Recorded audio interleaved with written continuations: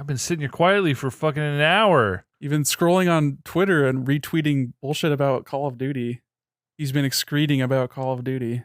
You've been fucking scrolling Twitter reading what I'm excreting about Call of Duty. Read what you excrete. I'll shit for you, dog. Don't threaten me with a good time, EJ. Nixon the Dookie. Why do you think I've been friends with you for so long? Wow.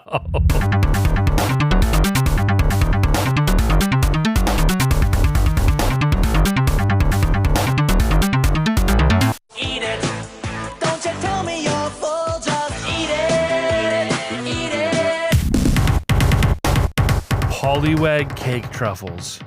Oh Lord, they're adorable. I want to eat them. Truffles are all right. The chocolate. Cake truffles. Are they cake truffles or are they truffle cake? You can do one but not the other. They're cake truffles. What does that mean? See, truffle cake is a cake. Yeah. Cake truffles are like little cake balls. Okay, so they're cake. They're not truffles, is what you're saying. They're called cake truffles. That is the name of them. You could name anything you want, but that doesn't make it true. That's how words work. So they're cake balls. Truffle is a fungus. What are we talking about? Truffles being chocolate. That isn't real either. It's just They're a called name. truffles because they look like truffles. We call cake truffles because they look like truffles, but they're made of cake instead. That's why they're called cake truffles. Words don't mean anything unless you make them mean things. Are they small, round, and powdery? They're small, round, and painted to look like Pollywag. So they don't look like truffles is what you're saying? They look like Pollywag truffles. Or do they look like Pollywag and you just see the word truffle and you're like making that jump yourself? Whatever, dude. You're being a real pedant right now. Yes. And? This is what happens when we have nothing to talk about on the podcast. Chris, hurry up. This is the Console Crusade podcast. Today, we're, for the last time, mercifully talking about The Legend of Zelda Tears of the Kingdom. I'm EJ Olsen. I am with Nick freaking Durheim. Eat it! Eat it! And I am with the man, the myth, the emotional legend today, Chris Gilly for 3 cries in the final sequence. That's got to feel good. We just spent the last hour, Chris, listening / kind of watching you play through the entire final boss encounter. Full spoiler alert for Tears of the Kingdom, if you're listening to this. I know we kind of talked about it a couple weeks ago. Nick and I had beaten the game, but now we've all beaten it. Chris is at 98.5% completion. He has all the Koroks. He's done almost all the side quests. He has been almost everywhere. Give us your thoughts on this final sequence. This is time for you to monologue, pal. I always hope that a final boss isn't a letdown. And when you play games as neurotically as I do, especially games that have optional content that will make you stronger, i.e. completing every single shrine, for example, upgrading armor, hunting down all of those different pieces, looking for the most powerful weapons, and holy cow, I'm so thankful I did the Gerudo Valley last and the desert last because of how stupid OP their weapon quirk is of like it doubles the damage when you fuse it to something. And like that's literally all that weapons are good for in this game is to be fused to something else. So just loaded to the teeth with all these like 70 to 80 damage spears and swords going into just wreck Ganondorf shit. So I'm always hoping that the final boss isn't a letdown, especially when I'm super overpowered. And it nonetheless presented some challenge. The first phase, obviously, I was kind of like, all right, this is clearly the first phase. I'm just going to kick his ass, take a couple gloom hearts of damage, and move on to the second phase. Him going like full fucking Super Saiyan, the second form that we saw in the trailer, and that we had seen in earlier cutscenes. And then, of course, as we just talked about, like the health bar fills and then it just continues filling past the normal health bar spot, like all the way over to the side of the screen. That was so Like whoever thought that was a good idea, give them a raise, please. Aonuma-sama or whoever holds the purse strings over there. Because holy crap, that was fantastic. That phase was genuinely difficult. He starts throwing like, Phantom Ganon clone equivalents at you and the sages show up, but then they kind of get their asses kicked and are just sort of lying around and all beat up like they were in the past. And the fact that using like your own mechanics against you, I always think that's so fucking interesting and smart to show that another villain is a match for you. So like case in point, in the second half of that second phase, you cannot just swing at him. He will just like flurry rush, dodge you, get a bullet time moment for himself and then charge you immediately and whack you. I'm like, man, that's so cool. And I couldn't just like cheese him into a corner to get him to just keep dodging because he returns the attack so quickly that you're just going to take damage. So it's like, okay, I actually have to dodge. I actually have to catch him when he's switching between the 3 weapons that we saw in the Phantom Cannons. I have to use my bow effectively. The fact that like I would knock the arrow and as soon as I would fire it, he would duck and charge me every time. I was like, damn it, that's so cool. Like showing that he's a worthy opponent. Not that he can like, it'd be one thing if he just like takes it and keeps coming. Cause a lot of bosses do that. Like Lionel's do that depending on when you headshot them, but he's just like, nope, I'm just going to duck. I'm going to dodge all 5 of those arrows. And then, I'm going to fuck up your day. Cause you're not going to have time to dodge or switch to your sword or do anything. That was awesome. I can't believe I didn't see this coming. That as you get to the end of the 3rd fight, he fucking rips the stone out of his head, that 7th stone, rips it out of his head and fucking eats it. And I'm looking, he pulls it out and I'm like, oh my God, he's going to eat it. Oh my God, he's going to be dark. The last fight's a dark dragon. Are you kidding me? That's incredible. And he fucking shoves his whole fist in his mouth, transforms, flies up to the sky. And as soon as he starts flying up, I'm like, please give me a dragon fight. All I want is a dragon fight. Like, please tell me that the light dragon is going to come rushing down and we're going to get a dragon fight. I'm like, don't say it out loud because if it doesn't happen, you're going to be disappointed because I could just as easily be like holding onto his hair and you have to like run down his body and he'll like knock you off and you have to get back on. It could have been that. It could have been that, but it wasn't that. It wasn't that. It was a light dragon. It was a dragon fight. They gave us a dragon fight.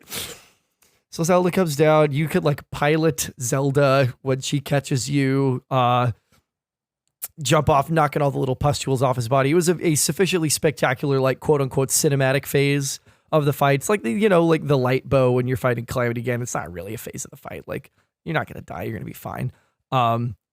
I did think it was sick as shit that Ganondorf could temporarily destroy your hearts though, with certain attacks that he could do in a nice callback to. And again, like what smart game design that the very first thing Ganondorf does in this game is zap all of your hearts permanently. You get Metroided, and all of your stamina. And that in the final fight with certain attacks of his, he could knock out hearts, just take them off the board until you get to the next phase. It's like, that's so smart.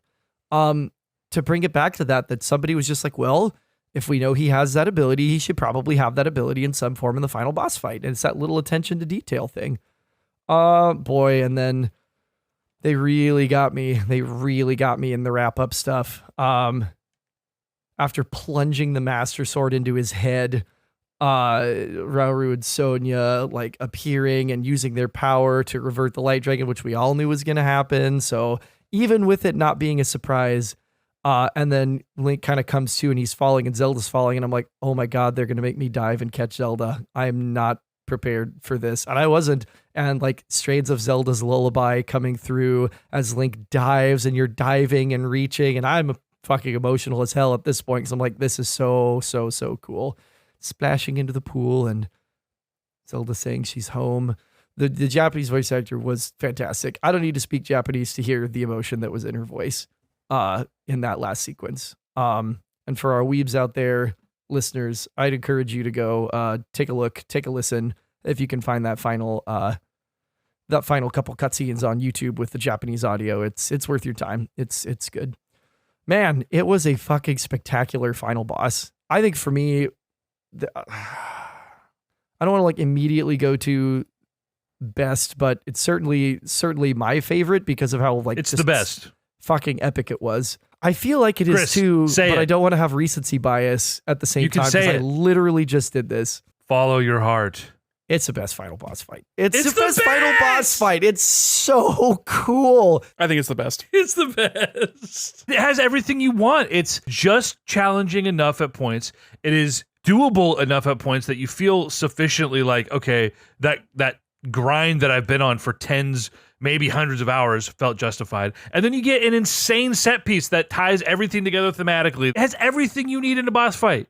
Yeah. You know, and you didn't die, but it wasn't a breeze either, you know? You got knocked on your ass a dozen times. I got knocked on my ass a lot. I had to use 4 or 5 of the 15 Gloom Heart Restoring Sunday Lion Scrambles or whatever the hell it's called, and a couple of meat skewers. Yeah, it is as like operatic and enormous and audacious as the whole rest of this game was. And I just feel like it's so rare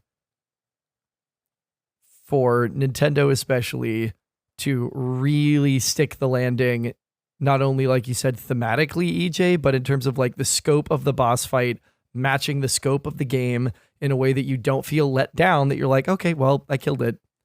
I guess I'm done now.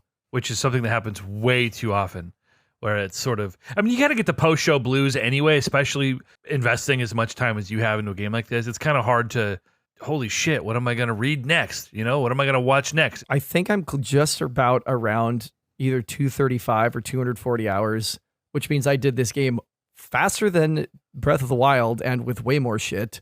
But also that like since launch, which was like what, May 11th, 12th, 13th? 12th.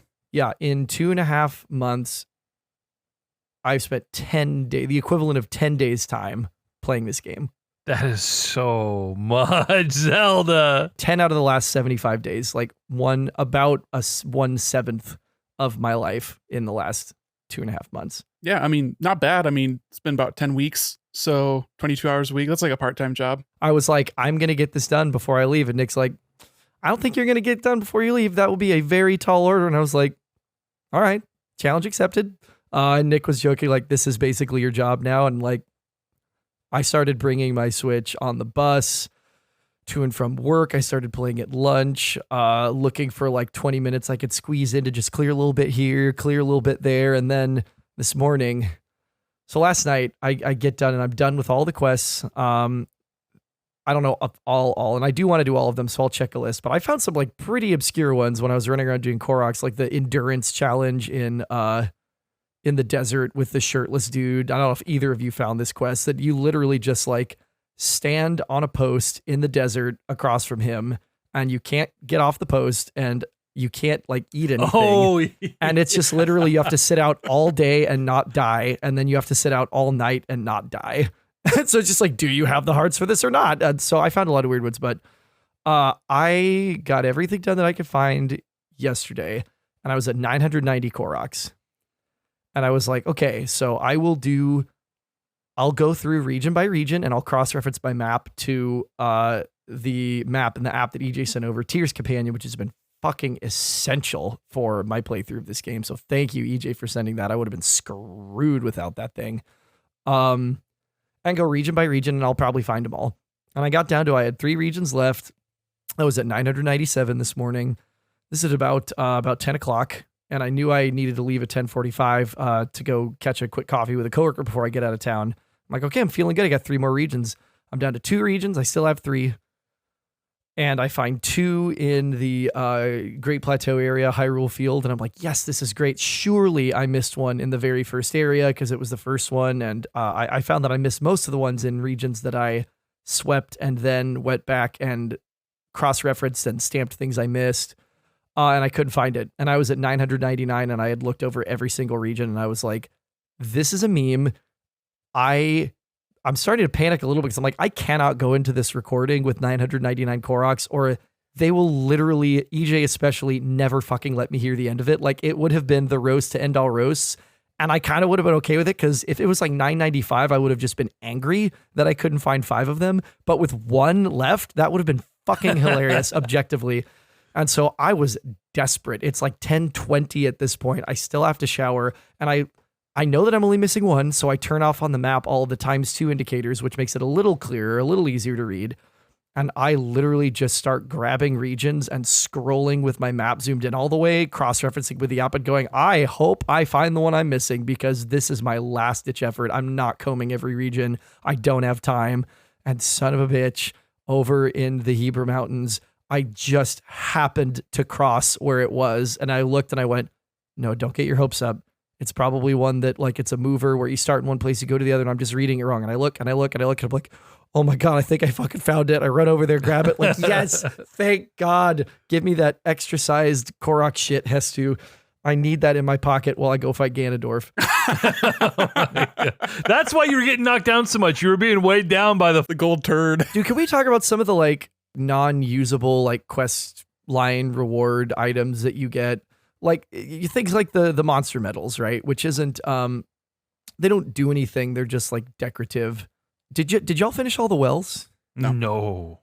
The reward for that actually I thought was really fucking cool. I met the gal who gives you the quest, but I did not finish. There's what, like 58 wells or something? Yeah, there's 58 wells. She gives you a snow globe that is a well in wintertime with like snow stacked up and falling around it. And I was like, that's so poignant and beautiful. Like, what the fuck? Like, that's so cool. Like, and I wish that there were a way to like put it in my house in outside of Terrytown, but I know there's not. But it really struck me. I was like, what a beautiful and sentimental thing for this NPC to give me after like helping her on this enormous task that there's no way she could do herself. I felt that way about a lot of things, like doing all of the paintings, all the pictures in the stables that you go and take photos of things for them and they hang them up in the stables. They give you 5 slices of Endura carrot cake. I was like, that's so beautiful. Like, they're just like, this is what we have and we want to give it to you, which like Lurelin Village is the one that hit me the hardest. And I don't know if did you do the restoration? Did you rebuild Lurelin? Yeah, when they're like, we don't have anything to give you. Like, we're literally a poor fishing village that was ravaged by pirates, but you can stay at the inn for free. We'll give you food for free. We'll share our catches with you. I fucking shed tears. I was like, this is beautiful. Like, what a lovely little, like, I don't know, just corner of Hyrule that you can go explore that has nothing major attached to it other than like the people at Lookout Landing that are like, we're refugees because our village just got ransacked. They're just so thankful. I'm like, man, that is so fucking cool. The one guy just hiding in his house because he's a giant pussy. That was so fucking funny. Oh my God. I think the only like really, really unnecessary side content I dipped into was doing monster photos for Kilton. That was fun. And just because once you start getting statues, you can just bring him a photo of any monster and he'll give you a statue of it, and then you can move it and then save it into your auto build. So I can just make cool arrows whenever I want into statues of King Gleox just at whim. It's so stupid. Man, I wish I'd have known that just for lols. Roll into the last fight with like 100 Zonite and just start building King Gleox everywhere. Dude, that would have been sick. Let's talk about sort of the build up to the final encounter before we dive in and look at this game as a whole and where it sits among the pantheon of Zelda games, and maybe even where it goes on our top 100 list. We'll see. Nick, something that you kept coming back to during the whole playthrough that Chris put on for us was the music. We kind of already talked about how this game sort of splits the difference between what Breath of the Wild did musically and how it played with a lot of those themes while you explored the world, and being selective, when they decided to quote unquote manipulate your feelings. They do it masterfully here.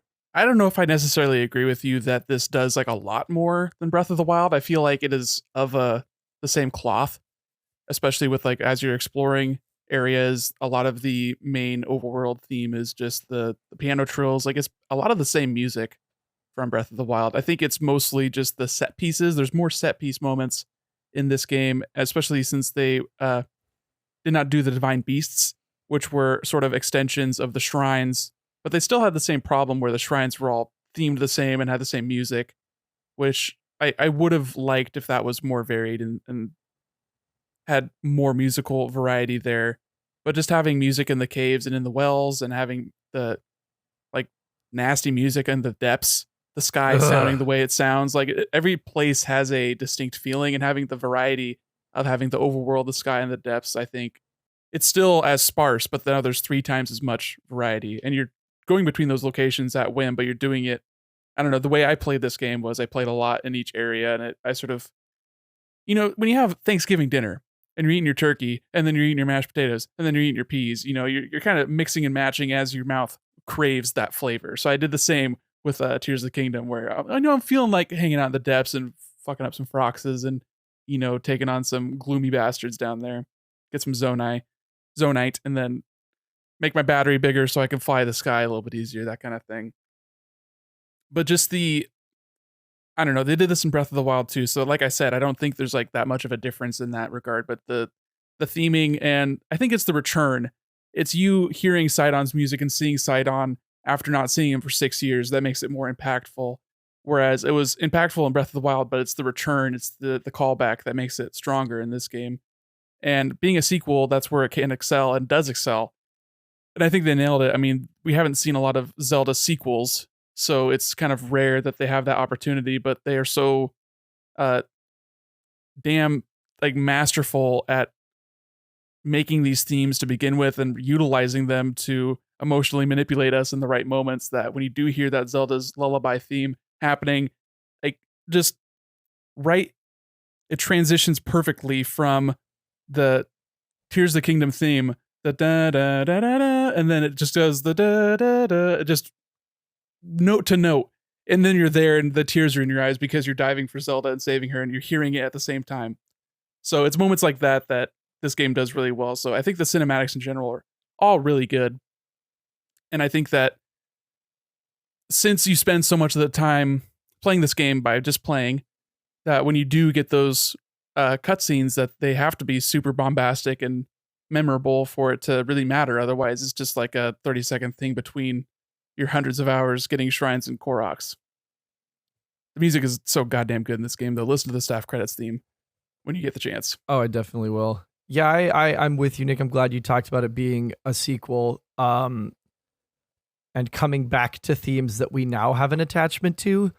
Like when I'm in, I couldn't tell you what area. I would assume it's like Centralish Hyrule, Great Plateau area, that little that like really iconic quick piano riff that you then get into the like strain of the strings and like that made me like, it made my chest swell. I was like, oh my God, like, yes, I'm back. I'm exploring this again. But also each game's score and music and incidental music and sound design suiting thematically what it was trying to do. And I'm on record as this a lot of times, that Breath of the Wild is big and empty and overgrown and ruinous. And so it should be sparse with moments of bombastic change when you get to things like a Divine Beast or a Blight Ganon fight, or a Talus or whatever. Because that is what is literally and metaphorically breaking up the landscape as well as providing interest to the player. Tears of the Kingdom and Breath of the Wild uses almost no refrains from existing Zelda. I know that the Rito Village uses pieces of Dragon Roost Island and Zora domain.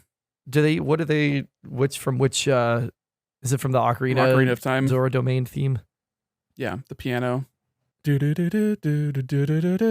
it's acoustic guitar but piano, and like it's both. Yeah, it's Zora's domain theme is the same.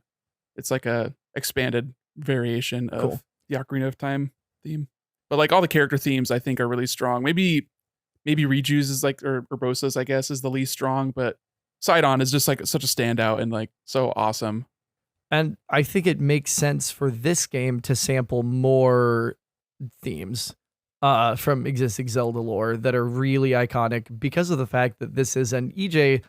We can talk about this more maybe, but you tweeted forever ago, and I'm wondering if it was because you like read leaks or something. Like this is you call this the Rise of Skywalker equivalent of the Legend of Zelda, and I still don't have a fucking clue what you mean by that. But if I had to guess, I would assume that it's because they take basically all of the Zelda lore and find ways to integrate it into the world of this game in a way that obviously they don't give a fuck about a timeline, and they never really have given a fuck about a timeline. And I don't even want to talk about the timeline and where this might fit on it, because it's a stupid fucking conversation. But they take everything and they find a way to integrate it, and that music is an extension of that. So getting Zelda's lullaby, like it had to happen. Like that is what this game is everything is here, the Legend of Zelda edition. Yeah, my Rise of Skywalker bit doesn't hold up after 200 hours in the world, but it was like an ancient evil has returned with his army to fight the good guys again, and our main characters have a psychic link that they're passing items to each other through, and we have our MacGuffins that is the key to unlocking the thing that will let us defeat the ancient evil and the sacred stones or whatever they call them. This is just fucking that shitty new Star Wars movie that everybody hates. Like even the scene where Like it was after the cutscene when they the first is it the first or the second time that they have their link? Not the time that they pass off the Master Sword, but Yeah, that's like after the tutorial island. I was like, I've seen this before. You're Leo pointing at the screen. They mixed everything. And I love that they mixed everything. Like, I love that the Great Goddess statue,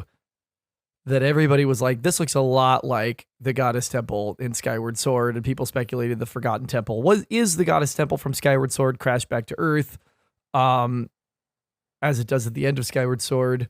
And then she gives you the white sword of the sky when you do it. And it doesn't mean anything in terms of the like meta narrative of the Zelda timeline that doesn't exist, but it's awesome that they did that. Joey speculates that Calamity Ganon, that in Age of Calamity, all of that like time travel-y crap that people just said was non-canon actually is canon and caused everything to like run together, and that's why all of these different things exist in the same space-time now. I was like, that's an interesting take. That's funny. It's fun to speculate.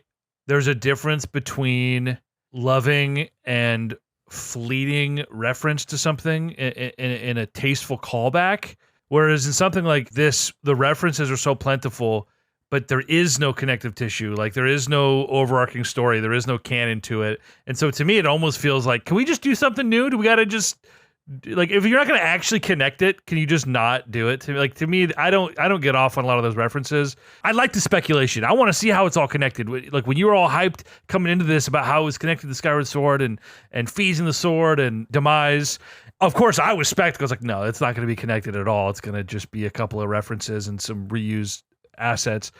But that's what I like, is like, do something intentional. You have decades of material to work with. If you're going to fucking steal from it, do something meaningful with it. I don't know. That's just my cynical take. Now that I've played through both of these games and think about them as one story, Breath of the Wild and Tears of the Kingdom as like the hero of the wilds, it feels like a soft reboot. You can't reboot something that has no continuity to begin with. It's just another entry. But they shoehorned the continuity in, so it does, though.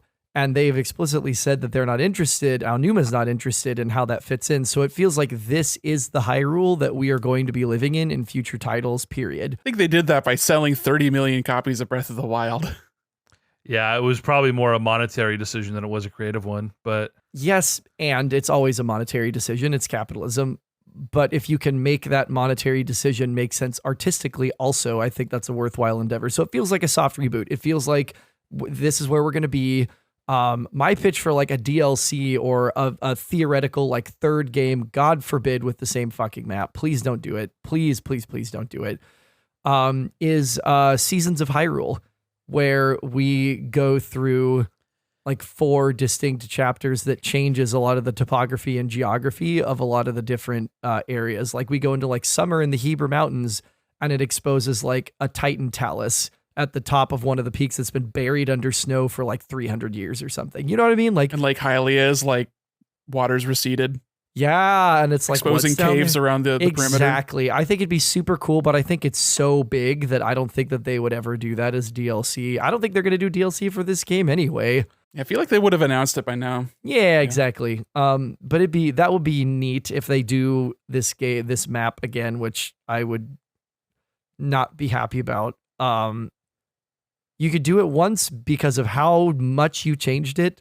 But throwing the same map out and doing the seasons thing, like I would feel a little cheated at that point. Man, just imagine how broken this game would be if you had all the powers from the previous game as well as all the powers in this game.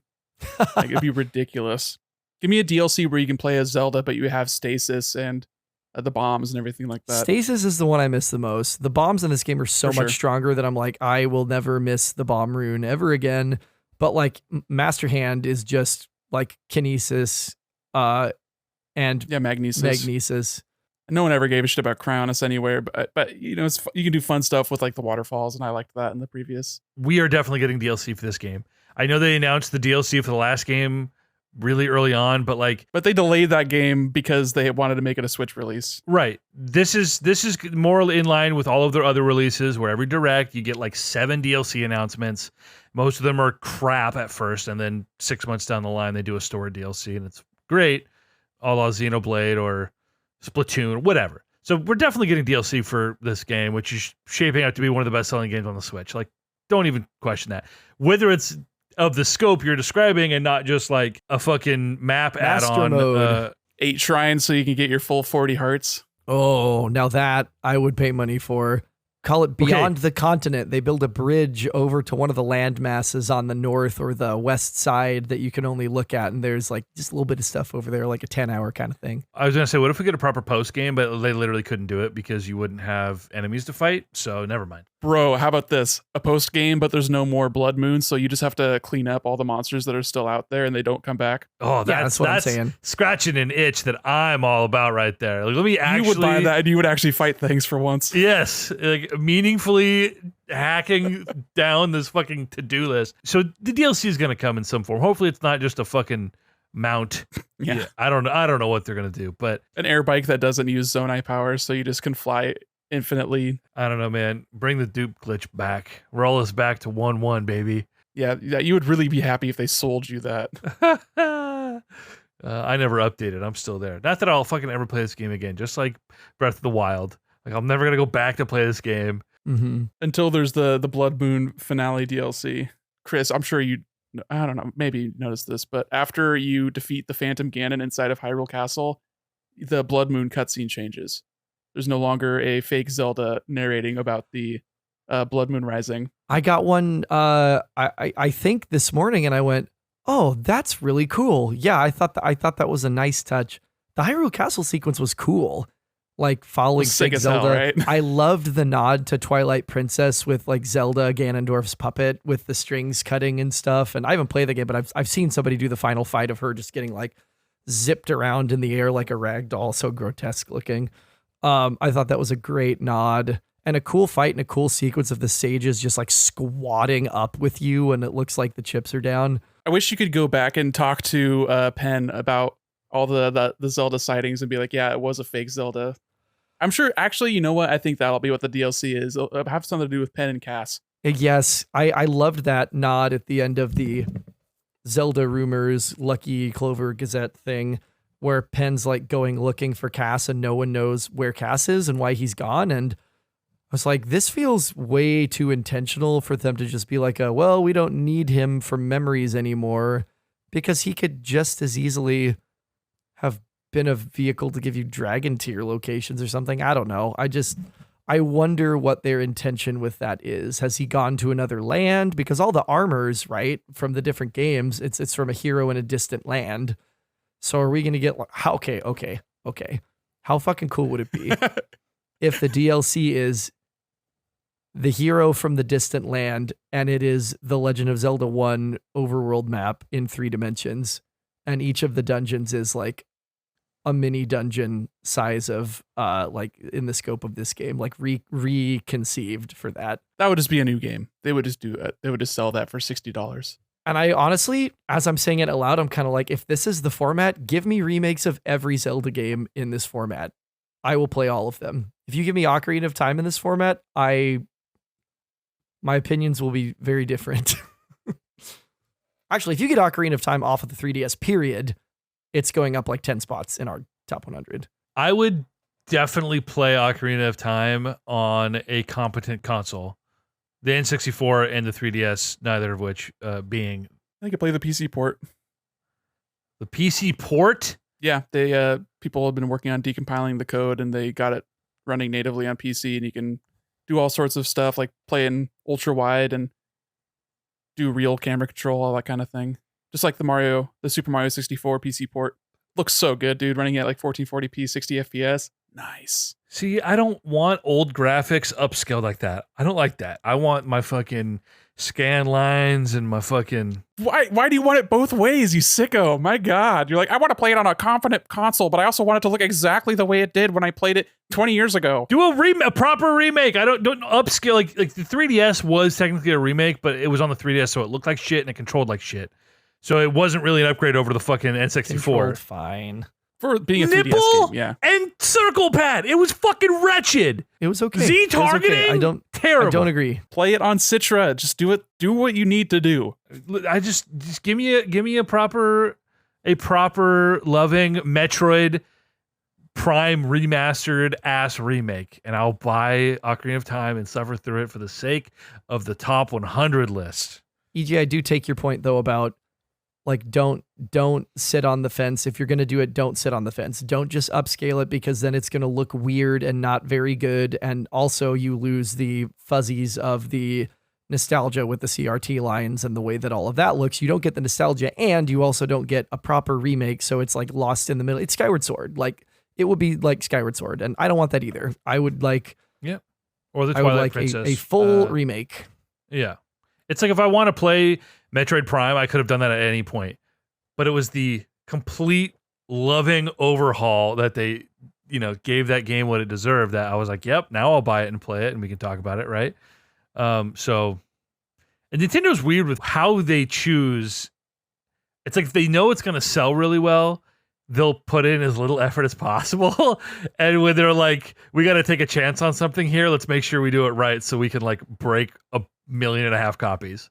It's like, I think largely it's like a parachute that they pull when they're really desperate for content on their platform. Yeah. Or it's one of the studios made a pitch and they're like, we really want to do this, and then someone got convinced. I think happens a lot more than not. Like, do you think if they had just re-released Super Mario RPG on the eShop for $30, they would probably sell as many copies? No, because they already had it on the eShop on the Wii and probably nobody bought it. Wait, was it really? Pretty sure it was on the Wii eShop. I thought it's been a rights issue for all these years, and that's why we haven't had it. Was it on the Wii eShop or the Wii U? Probably the Wii. I'm just guessing because the Wii had the largest library for that kind of stuff. But also that eShop is dead, so it doesn't fucking matter. It doesn't matter now. Maybe it was on the Wii U. Holy shit. They sold that game. Well, now it's baffling that we didn't ever get a character like Geno in Smash Bros. Everyone was always like, it's a rights issue. They're not playing nice with Square, We which got is Sora dumb. in Smash Brothers. Are you kidding me? Come on. It's all Sakurai. He never wanted Geno in Smash. No, he's a sicko. He loves RPGs. Look how many fucking Fire Emblem characters there are. Geno's not an anime boy with cool hair and a sword. In fact, he has no hair. He has 2 ribbons and he has a gun arm. That's so cool. So many fucking Fire Emblem characters in Smash Bros. Jesus Christ. And not a single axe user or spear user. Not even a bow. Thank you. That's my only complaint. Even you can agree, EJ, that it's a disproportionate representation for a franchise that has sold so few copies. It's an S-tier Nintendo franchise. It sold as much as Metroid. And Metroid has 2 characters, 3 characters. So Also, there Fire you go. Emblem has the most characters, though, out of like any of those franchises. Yeah, so they're great for a Muso, and that's about it. Yeah, and they're all in like one game. So like, why do I need fucking Byleth? No, they keep trotting out Marth for every game. Yeah, Yeah, because right. well, we've talked about that. I don't want to revisit this Fire Emblem Engage conversation of they're just trying to take money from suckers with all this. How about you gotcha Fire Emblem crap. disengage with this conversation? then? That's a bad take, and I agree with you, Nick. No, my only beef with the overrepresentation, quote unquote, of Fire Emblem characters is that they're all identical fucking sword users, except for Robin, who sucks. Yeah, none of them need to be here. Why it wasn't like Florina or like give us a Pegasus rider with a spear There's literally Samus and then sexy Samus. Like, why? and evil clone Samus now. Don't forget. Yes, evil clone Samus. And Ridley, which is tight. I'm Ridley's so happy tight. they gave us Ridley, for fuck's sake. Give us a weird dragon. Okay, back to Zelda. Give us this Ganondorf in the next Smash Brothers. Please God. Yes. Thick, one arm out of the robe. Ganon Daddy. Please God. Ganon Daddy. Stop distracting me. Oh, now I'm thinking about Rauru and Sonya too. Everyone in this game is so hot. Everyone in this game is so true. hot. It's ridiculous. Even the fish man. I'm like, why am I turned on? Like, I don't understand. I'd let Penn write a story about me any day.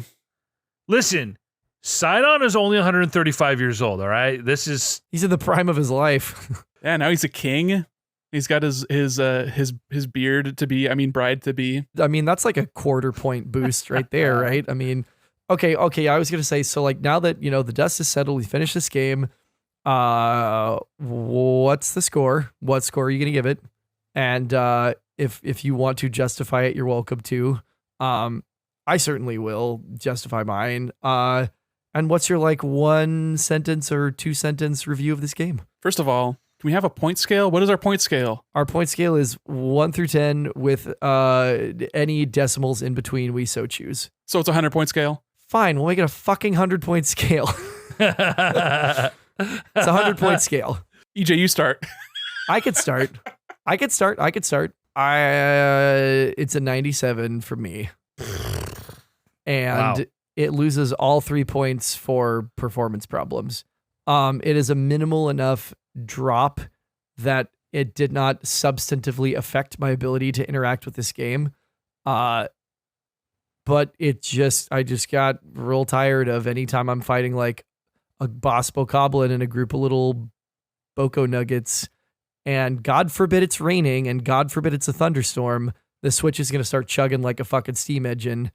And I'm going to get big frame drops, and it's annoying. It's annoying. So annoying for me is 3 points, not even like a half a grade, and it's still like a fucking goated tier masterpiece fucking game, which is not my 1 sentence review.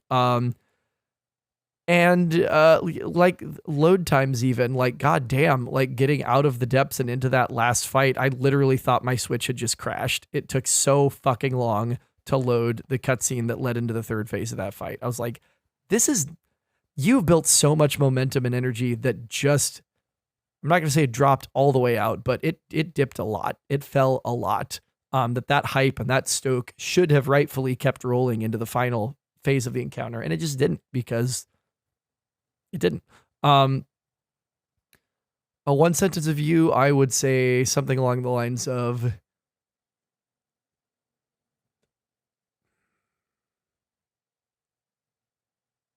an operatic epic that delivers on the promise Zelda has always had for an open world. Concise. Beautiful. Nick, it's you, buddy. You ready to go? No pressure. I didn't plan mine either, so if that helps.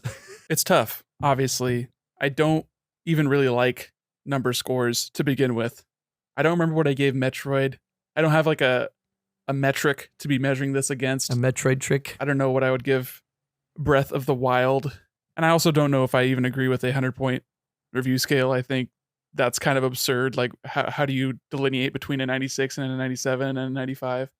See, at that point, it really just becomes a metric for how we, like, you want to say Zelda is a 10 out of 10, and you want to say Elden Ring is a 10 out of 10, but you like one of those games more.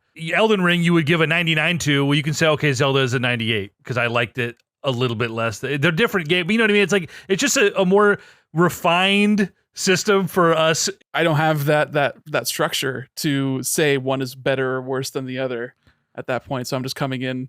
No. Which one do you like more? If I asked you right now which one of those games is better, you might not be able to give a concise answer. But if I said which one did you like more, you could probably tell me right away which one you liked more. I don't know if I could.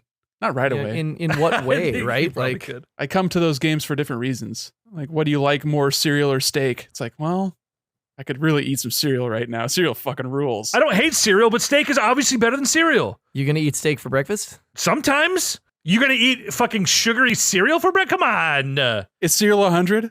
Is steak 98? Steak is 100. You know? Everybody knows It steak's 100. depends. Depends on the steak. Depends on the cut. Depends how you prepare it. Thus, the nuance of a 100-point scale. It's how well does this game achieve what it sets out to do? My name is Mayo or whatever. It achieves. That's a 10 out of 10. Yeah, literally perfect, because it does exactly what it intends to do. But that is not good. So I don't know if that's how you look at reviews. I think that's part of it. I don't think it's a quantifiable like ratio of how important that is to the overall reception and score, like the overall like what I got out of it. So yeah, I can filibuster and waste time as much as I want to, because I really do not know how I would assign a number to this game and what my review, like my thesis statement for the review would be. But I think it is staggering how well they just exploded my expectations out of the water by making a sequel to one of the biggest and most impressive video games I've ever played, and still giving me that experience of this is way bigger and way more expansive than I thought was possible. They built upon it, and they did things with this game that they could only do with a sequel, which was also super impressive. And yeah, this is like an all timer. So I mean, I don't know what I would say is like my one sentence review of it, or what my number score would be. But What you just said this is beautiful. game, it somehow minimizes the impact that Breath of the Wild had, which is like stupid to even say out loud, but like we're all thinking it. So like I have to say it. So I don't know what that means in regards to our top 100. We've already made precedents of having games not be qualified because we already have another entry in the trilogy. Like if we had Donkey Kong Country and Donkey Kong Country 2, like I think of that example, we settled on just the one because we wanted to have more representation of other games. So I don't know what that means for Breath of the Wild, but it's still like a top 10 game for me, like of all time. But this is like so much clearly just better and bigger and not more important, because you couldn't have Tears of the Kingdom without Breath of the Wild. I think they are, like you said, Chris, they are part 1 and part 2. But we also have, Last of Us part 1, or not part 2. I don't remember which one we settled on anyway, but it's hard with a duology like this to settle on which is the one that we recognize as being more important or greater. But I think just from me interacting with the game, I think it is a greater accomplishment of what it set out to do. I guess you could sort of view it in that lens. And yeah, it's just a hell of a game. I have thoughts on list, but I want to hear EJ's first, and then I'll talk list. I'm trying to figure out how to phrase the ending of this, because as I have it structured now, it's very inflammatory, and I don't want it to be, because this game is clickbait EJ over here. That's why you make the small bucks. There's that journalism class rearing its ugly head. Shit, guys, this is hard. Nick had 12 sentences, dude. What the fuck? Yeah, use as many as you need. I've done 3 podcasts on this game. I'm trying to come up with a 2-sentence review. Well, you keep vamping. I'll vamp for you, EJ. You keep finishing those sentences. I'll talk list. I'll just talk list. Nick, I think that I recognize your struggle in wanting to recognize Breath of the Wild, given its like collective impact on the industry, its collective impact on all of us. It's certainly generated more our discourse. View of the Switch. Yes. Generated more discourse on this podcast than any other single game ever. And also the fact that Tears of the Kingdom is everything that Breath of the Wild is, better with more, that is also executed near flawlessly. And I think that it, for me, will become a Donkey Kong Country type situation, where it's like, we certainly could put both of these games on here. I don't feel that it's necessary. In the same way that we only have The Last of Us Part 1, in the same way that we only have God of War Ragnarok instead of God of War. Inevitably, in those duologies, you're gonna look at that and go, we prefer one to the other. As far as like possible placement goes, I'll just come right out and say that like I want this game at number 1. I feel way more strongly about this game being at number 1 than I did about Hollow Knight being at number 1. I could have been persuaded off of Hollow Knight at number 1 with the right argument. I have resolved to come into the next top 100 list with a lot more sauce than I fucking had in the last one. I got absolutely ran through on that entire 6-hour affair. Yeah, we Ben Shapiro'd you a few times. It's okay. But doesn't it make sense? If it's true that this game is a better game than the other game, and if that is true, then shouldn't that also be 5 spots higher? It can replace Breath of the Wild all damn day. We've got Mario Bros. 3 and Super Mario World. And I think Mario Bros. 3 should be cut for the next one, personally. Anyway, this is a conversation for 5 months from now. EJ, you have a review. Ooh. Tears of the Kingdom is a meaningful return to a game that defined a console generation. A delightful sandbox whose flaws will ultimately prevent it from being remembered as one of the greatest games ever made, for those who aren't Nintendo-pilled anyway. 89. A good-ass video game that I liked. You'll be very, very, very alone in highlighting its flaws and remembering those. Instead of all of the mountain of staggering shit that it did extremely fucking well on a 7-year-old console. In 10 years, 2 Zelda games later. Or 1, given how long it took them to make fucking this one. We're going to get a bunch of smaller Zelda games. We're not waiting 6, 7, 8 years for Breath of the Wild 3. Like we're gonna get back to the status quo here a little bit. The status quo before was like 6 years. I mean, Skyward Sword was 2011, and then Breath of the Wild was 2017. That was 6.5 years right there, or 5.5. The longest wait we ever had between Zelda games was the Twilight jump. Princess was 06. That was like 5 years right there. Wind Waker was about like 3.5. True. There is one Zelda per console generation that is not a bridge game like Twilight Princess, like Breath of the Wild. Breath of the Wild is a Wii U game that they had the foresight to release on Switch because they knew they'd sell a fuckload of copies. Twilight Princess is a GameCube game they wanted to put on the Wii in order to sell a bunch of copies. Like but that Skyward Sword is the Wii's Zelda game in the same way that Tears of the Kingdom is the Switch's Zelda game, even though Breath of the Wild obviously launched it with such a bang. And there will be smaller ones, but it doesn't matter as much. Like we got Link Between Worlds between Skyward Sword and Breath of the Wild, but it didn't matter because it wasn't the big console Zelda. So that's what we mean by like the next big Zelda game. But the next big Zelda game will probably have the same problems this one had with like performance issues, and I don't know what else you could list as a problem. They're only problems for like the vast minority of people like you, EJ. Yeah, honest to God, I really don't. And I'd be interested to hear, since we're having it out now and we're going to like leave Zelda behind rightfully after a summer of talking about it. Some would say too many times. Yeah,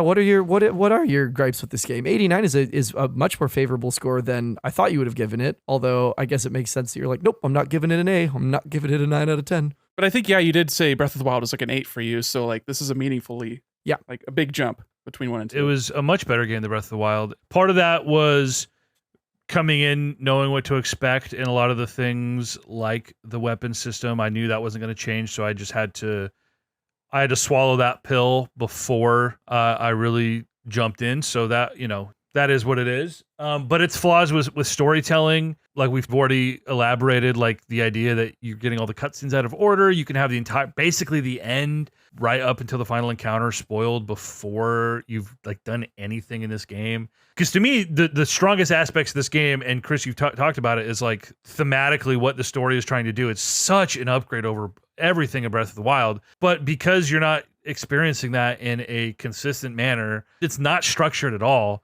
Unless you apparently listen to the one sentence that Homegirl says when you're in the ruins and you take a picture. And talk to her a second time, I guess. Oh you take a fucking picture of the order that you're supposed to do it in. But like the game doesn't want you to do it in a particular order. It just gives you the map to do it in a specific order. A side quest that many people didn't stumble upon before having half the story spoiled for them. Zelda is an open-world game with a linear story that can only be experienced linearly if you're using a guide. Make it make sense. No, this is a weak take. It's been a weak take. Cutscenes in wrong order. Like that's not on the developers. I'm sorry. It's just not. No, you can't make a linear story and then do it that way and then expect everyone to be like, oh my God, it's the best story Zelda's ever had. Like, low bar. They didn't have to make it a linear story. They chose to, but then they let you discover it in any order you want, which is kind of stupid. It's a flaw. They should have made a better, less linear story if they were going to divvy it out that way. I think that would have been really cool and like interesting to be like picking up the pieces and piecing it together yourself. They didn't do that with the memories in the last game either, which is like kind of a failure on their part. I think. Just don't tie the flashback sequences to geography so that when you find a tier, it just shows you the next one in sequence. So you're still watching a linear story. Like, do I need to look out and say, oh, that's the fucking castle burned into the mountainside. Show me the castle cutscene. Do you need to get them in an order? I don't feel, now that I've seen all of the different memories, that to have seen any of these at any, and I did do them in order because I did pay attention, but if I hadn't, I wouldn't have felt cheated. It would have made me lean in and go, how did we get there? Like if I got memory tier 10, I'd be like, how the fuck did we arrive at that point? And like piecing it together, like it's not a bug, it's a feature. It's okay that you were okay with it, but the vast majority of people who reviewed this game with 10s out of 10s still complained about this.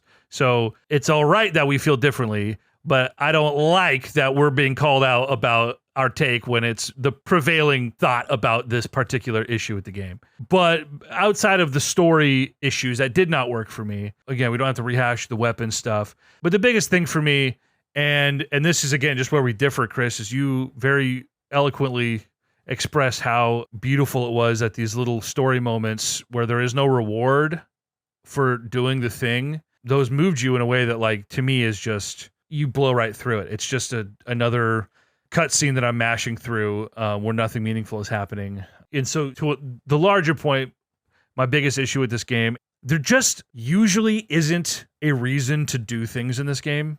I don't need to go find that other chest because it's just going to be another weapon that breaks, or it's just going to be a 10 zonite or whatever. It's like a lot of the exploration is so de-incentivized, I guess. There's always a more efficient way to do things. And once you kind of figure that out early on, there's not a reason to keep doing it. I am so ready for a different take on this franchise. Well, I got bad news for you. They said the open world is not going anywhere. Yeah, you can hope for a port / remaster of Link Between Worlds, I guess. That's the easiest and coolest thing that they could do next. I would really like to play that game on Switch. My hot take, I guess, and I've said this before, but if you swapped Skyrim with a Zelda skin, it is still a 10 out of 10 masterpiece game. If you swapped Breath of the Wild, and to a lesser degree Tears of the Kingdom, with a Elder Scrolls skin, people are probably pretty pissed off for a lot of reasons. Not saying it would be a bad game, but the reception and the way it's thought about in the zeitgeist would be dramatically different. And I always joke that, like, oh, Breath of the Wild wasn't even the best open world game that came out that month. And I feel that way to a large degree. And so a lot of my feelings on the game, I mean, I gave it an 89, but a lot of my feelings on the game is like the pushback on the fucking cultural significance of a game that is good. But to me, it was like, this is not changing the face of the gaming industry. It's another open world game that had a cool conceit in its, I forget the name of the power now, but Ultra Hand. It's cool. That's cool. It's very cool. And it's a great sandbox. If you put an Elder Scrolls skin on Tears of the Kingdom, it would be better than Skyrim. Skyrim was an ambitious, very well executed, and interesting game that was very fucking boring to look at, with almost no delineation between any of the places you could roll around with all the fucking whitey Scandinavian Nords and boring towns. All of the little things you can do in the towns in Tears of the Kingdom have so much more character, interest, and heart than fucking anything you do in Skyrim. And I think it's an apt comparison to think about Skyrim specifically, because of the fact that they tried to have, and to a certain extent were very successful in having regional issues that were popping up in specific areas that were distinct enough from one another that you felt like you were doing a lot of different stuff all the time. But at the end of the day, it was just a level grind to max your stats in the specific areas so you could kill everything. The enemies scale with you as you get stronger. But there's not a lot of heart in Skyrim, at all. At all. That is a Hold take. the fuck up. I played that game for over 130 hours twice. So I think that I'm qualified to speak on that. And I think that Skyrim skirts over a lot of the bigger picture issues that they purport to present. Like fucking Ulrich. Ulrich, is that his name? Who's the guy who's leading the coup? Not Ulrich. Ulfric. Stormcloak, Stormheart, Stormbreath, Stormchaser, whatever, that he's basically presiding over an apartheid state, and the game does absolutely nothing to address that whatsoever meaningfully, literally at all, zero, nothing, and just skates right over the top of it, and could have been such an interesting moral reflection on the king needs to go, our connection to the empire needs to go. Are you willing to get into bed with a literal racist to do it? It doesn't engage with it at all. Misses all of its opportunities to engage with some of its more interesting thematic material because they knew that it wouldn't be marketable. So I'm sorry. I do not agree with that take whatsoever. Mind you, this is a much older game. Okay, sure. If it were an Elder Scrolls game, it would be better than Skyrim because it does a lot of the stuff that Skyrim does, and it does a lot of that stuff better than Skyrim does. And I would like for weapon durability to go away in the next game, certainly. Give me a crafting system. Make the mining mean something. Give me ore deposits that come out of the ore deposits. Give me iron. Give me steel. give me like gem heart that will give you like infuse the sword with electricity. You've already got topaz and sapphire and opal and ruby and shit. So that's right there for you. And make it a proper crafting system. Make it more difficult to acquire those materials, certainly. I would like to see that in the next game. I'm as tired of weapon durability as you are, although I, again, did not have as many problems with it in this game as you did, that I had to dupe an unbreakable Master Sword.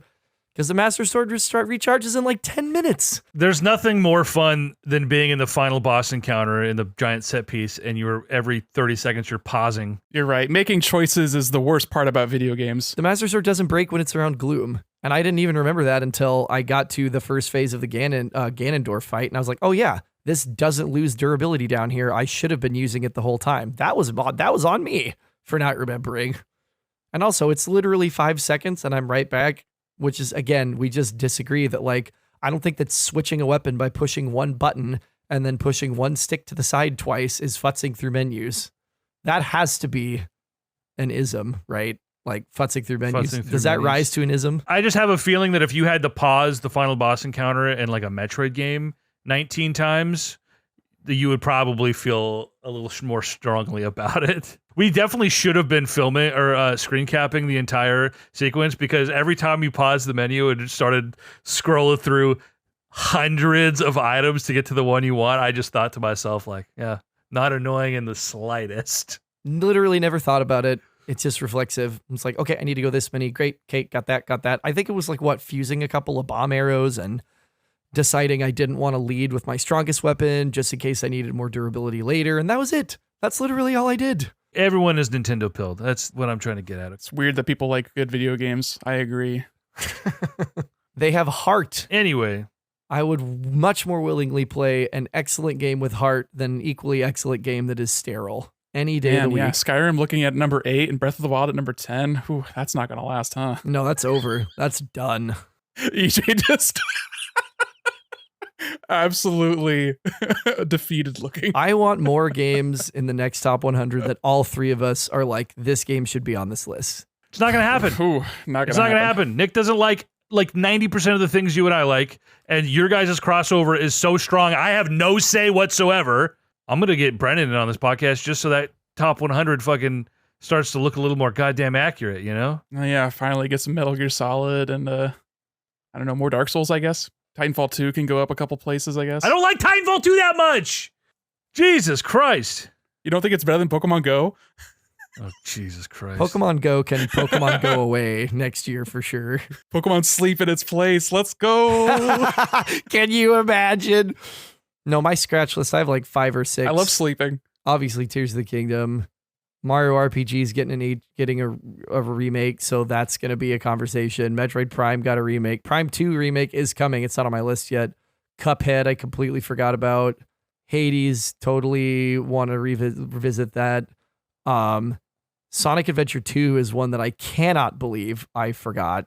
Specifically the GameCube version, Sonic Adventure 2 Battle. I think the reason you don't have as many games on this list as Chris and I do is because you don't play as many games too. That's also possible.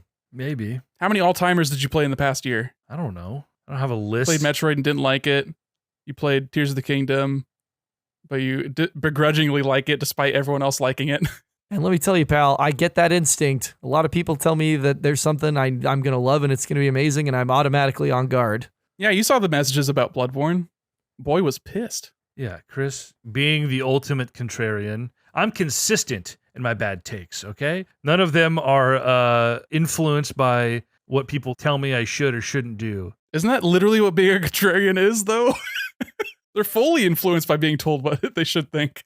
But you just said that your contrarian tendencies were not influenced by that, but they, in fact, have to be. You're the libertarian of the group. You cannot tell me what to do and think. No, sometimes if someone says, hey, you're going to love this thing, sometimes I love that thing. Sometimes I don't. Chris is just constantly fighting the urge to be like, well, fuck you. You don't know me. You don't tell me what to like. How do you know I'm going to like this? Nuh-uh. Unless it's Nate. Unless it's Nate. His moral compass. Because after 10 years of being homies with the guy, like, I have a gigantic sample size to know that if he recommends something to me, I'm going to enjoy it. It's just like you and indies, Nick. Like, if you're like, hey, play this indie game, like, you do that really selectively. because if you bombarded me with every fucking indie game you play, I'd be like, I'm not playing these anymore. I'm not having a good time. But you pick the ones that I'm going to like. And I appreciate that. I appreciate hearing that. I want to be a good steward of the things that I think other people will like. I don't recommend games to EJ because I have no idea if the thing I like will be something that he likes. It's very rare. I don't know the last time I recommended EJ play a game. It was always just like, hey, I like this thing a lot. Maybe you check it out. I don't know. Risk of Rain 2 was amazing. I didn't recommend that. I don't know how you found that or like discovered that you would like it. I don't remember ever telling you, hey, you should play this. I remember telling you that I played it. The first time I ever saw it was I watched it at your house. Risk of Rain 1, went back and played it. I fucking hate that game. I can't fucking stand it. It's a good game. I like Risk of Rain 1. Yeah, sometimes people tell me things and I'm like, oh yeah, I'll try it, and I don't like it. Sometimes people tell me things and I say, you're a piece of shit for not telling me about this way sooner, you fucking asshole. EJ, you should play the Crypt of the Necrodancer Zelda game, Cadence of Hyrule. It's a roguelike. It's a roguelike and a rhythm game? Yeah. It's right on my alley. And it's a Zelda game. Oh, no, wait. No, he hates it. No. Forget that part. Wait. No, it's got a Danny B music. So the same guy who did the original Super Meat Boy music. Oh, very cool. So, Zelda Tears of the Kingdom, an upgrade in almost every way over Breath of the Wild, which is how you want your sequels to be. Good on them for saying, what did we do right in the first game? What did people love about the first game? And a lot of it was not actually what they intended about the first game. They saw how people broke open that world and just created chaos in Hyrule. And they said, oh, okay, that's what people like. Let's lean into that. And they gave us all these powers. We don't know that was fully unintentional. I mean, is there any interviews with people saying like, yeah, we had no idea that people would play it like that? Like, I think they knew. Leaning into the sandbox aspect of it, instead of just, here's a big empty open world for you to explore, it was, here are tools to meaningfully interact with the world in a way that you couldn't before. Yeah, and they made those tools, like being able to shoot fire at the ground and then fly from the fire and like stasis hop on this boulder and shoot it across the field. Like that, they knew that was all things that you could do and would do. Well, there's just no way to know the degree to which, and I think this is what you're speaking to, EJ, the degree to which people will use the things you put, because there's literally not time in the testing process. You just need to make sure the game works. And that it's fun. But yeah, I'm with you, EJ. Like, I've seen some stuff that I'm kind of like, wait, whoa. I need an explainer video on this video that slows this way the fuck down so I can figure out how you just did that, because it's just literally like sorcery. Like, I don't get it. Yeah. But they built the tools because they wanted people to interact with it. It was not like they stumbled ass backwards into an amazing system. Like, they built it. They wanted you to always have bombs, and they wanted you to be able to like punch a boulder across the map. They did not expect you to ride from one end of Hyrule to the other on an infinitely floating boulder. They did not expect you to clip through walls with your infinite bombs.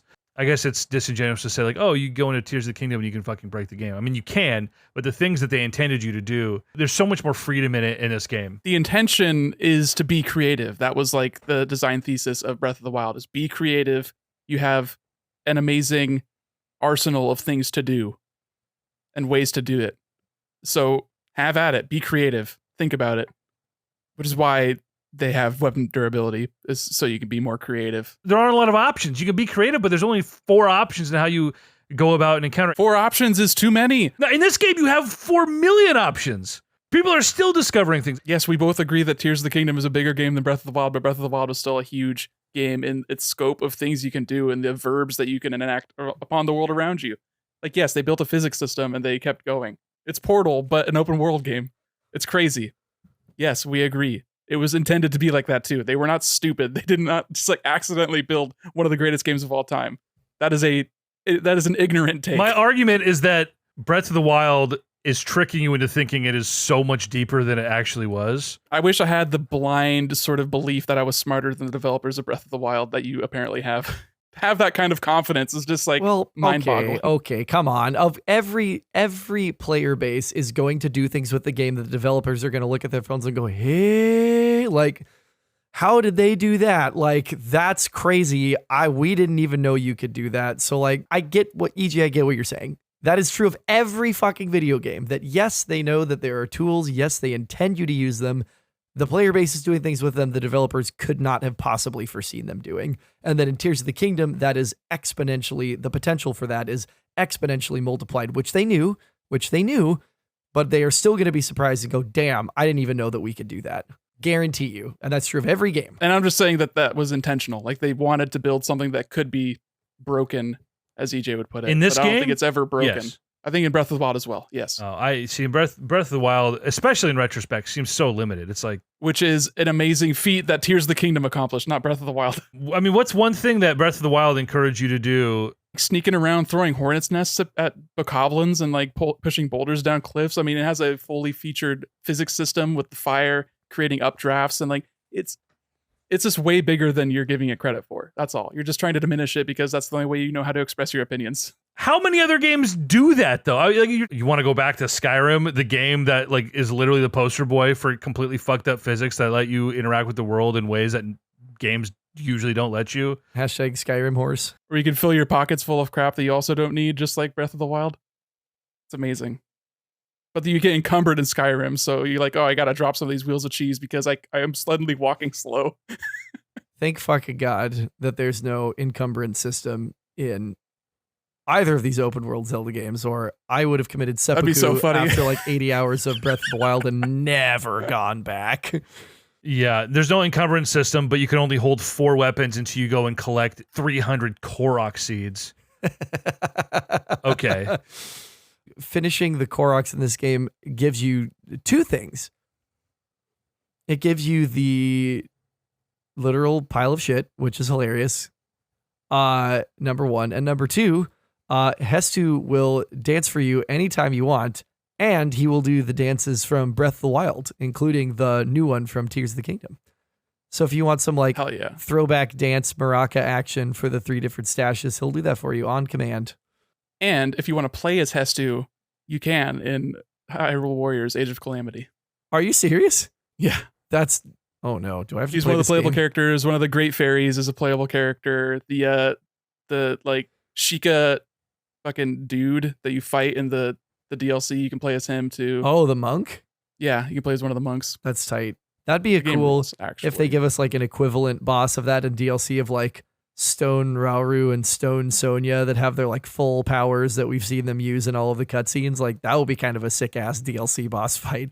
Aspect of Rauru, aspect of Sonya. I'd be down for that. I'd be down to come back and play some DLC if it's, I don't know, because I tried going back and playing the Zelda DLC when that dropped like 6 months later, and just I was not into the one challenge where you just had a single heart and you had to kill a bunch of keys. It was like, this fucking sucks. So I didn't do it. Oh, doesn't that powers up the Master Sword, right? No, that was just to unlock the shrine, the extra shrines to get the Master Cycle. I didn't do the Master Sword one. That one seemed kind of interesting. That was like the trials where you got stripped naked and you had to like kill a bunch of enemies. I liked those. I like those a lot more in this game as well, where you got thrown into a shrine with none of your items and equipment, and you had to take out all the Zonai constructs.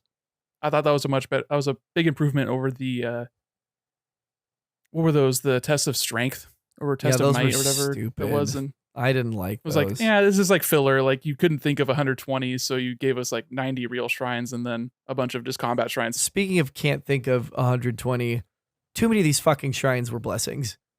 Literally, if there was any modicum of difficulty in getting to the shrine, it was a fucking blessing. In a cave, it's a blessing. Crystal quest, it's a blessing. Have to go across some quicksand in the desert, Rauru's blessing. Like, what the fuck? Like, this is lazy. That's one of my 3 points taken off. Most of them were like the thing you did to get to the shrine was enough of a shrine itself that it made sense to me. And they subverted it with that one shrine that like unlit blessings. You think it's a blessing and then it like flips. That was so fucking cool. I loved that. I encountered that one way sooner than I wish I had, because it is the one that is in the south, the Lome Labyrinth, right? The South Labyrinth. I'm pretty sure that is the shrine on the Sky Labyrinth, which I did last. So that would have been one of the last things that I did if I hadn't landed there to rush my way towards a tier that was in the vicinity. And I was like, well, I might as well pop this shrine. I was like, oh, that's cool. But if I'd have gotten that like in my play order, it would have like probably been the very last shrine that I did. And I would have been like, that's so tight. That would have been unintentionally very cool sequencing. Speaking of which, okay, Nick, now that I've done Find the Fifth Sage, the Spirit Temple, all that stuff, did you literally just like raw dog the Thunderhead Islands while they were still dark? That's what like I a asked fucking him. lunatic? You are insane. How did you find it? I don't know. I just somehow found the head, and it was cloudy, like obviously, like, but I could see the island that I was flying towards, and I got on there, and then the clouds like surrounded me, and then I wandered around that island, and I found the shrine in there, and I did the shrine. I didn't have enough hearts to open the door, so I came back to it later because that's the one heart check. Yeah. EJ with his like subversion, like not trying to spoil things by saying there's multiple. I like that. But yeah, that was the one heart check, and it's like you need 10 hearts, I think, or 15 or something like Yeah. that. So I opened the door and I got the head, and I floated down. I did that. That was the third dungeon that I did. That's so, you got so fortunate in terms of like where you entered the Thunderhead, because when I tried to do it before it was clear, I went in the northwest side, which is the furthest point away from it. And I went like probably a third of the way through and was like, I'm clearly not supposed to be here yet. And I left. And then when I was proceeding through it after the sequence, which is fucking sick. And I don't even know if you got to see this, if you got the mask earlier, but going with the survey team and doing all the stuff in the Zonai ruins. Did you do that? Yeah. I had to manually do that. I had to manually trigger the beginning of that quest because you don't get the quest trigger if you already have done the Spirit Temple. So I had to do that because there's a shrine up there, and I didn't have the ability to find that shrine without having cleared the thunder from that area. Yeah, which was so cool of like the It four was really tight. electric beacons like pulling all of the thunder out of the Thunderhead, and just like that's what dissipates the cloud. I was like, that's so sick. Yeah, that's so, God, I cannot believe. And such a good make good after Breath of the Wild, just sort of having this area and not really talking about it. It's just like you get some incidental dialogue between characters at like the stable. Like, yeah, that's how you get the rubber suit, is around that stable down there too. And yeah, this game has so many small-ish moments like that are make goods from Breath of the Wild setting things up.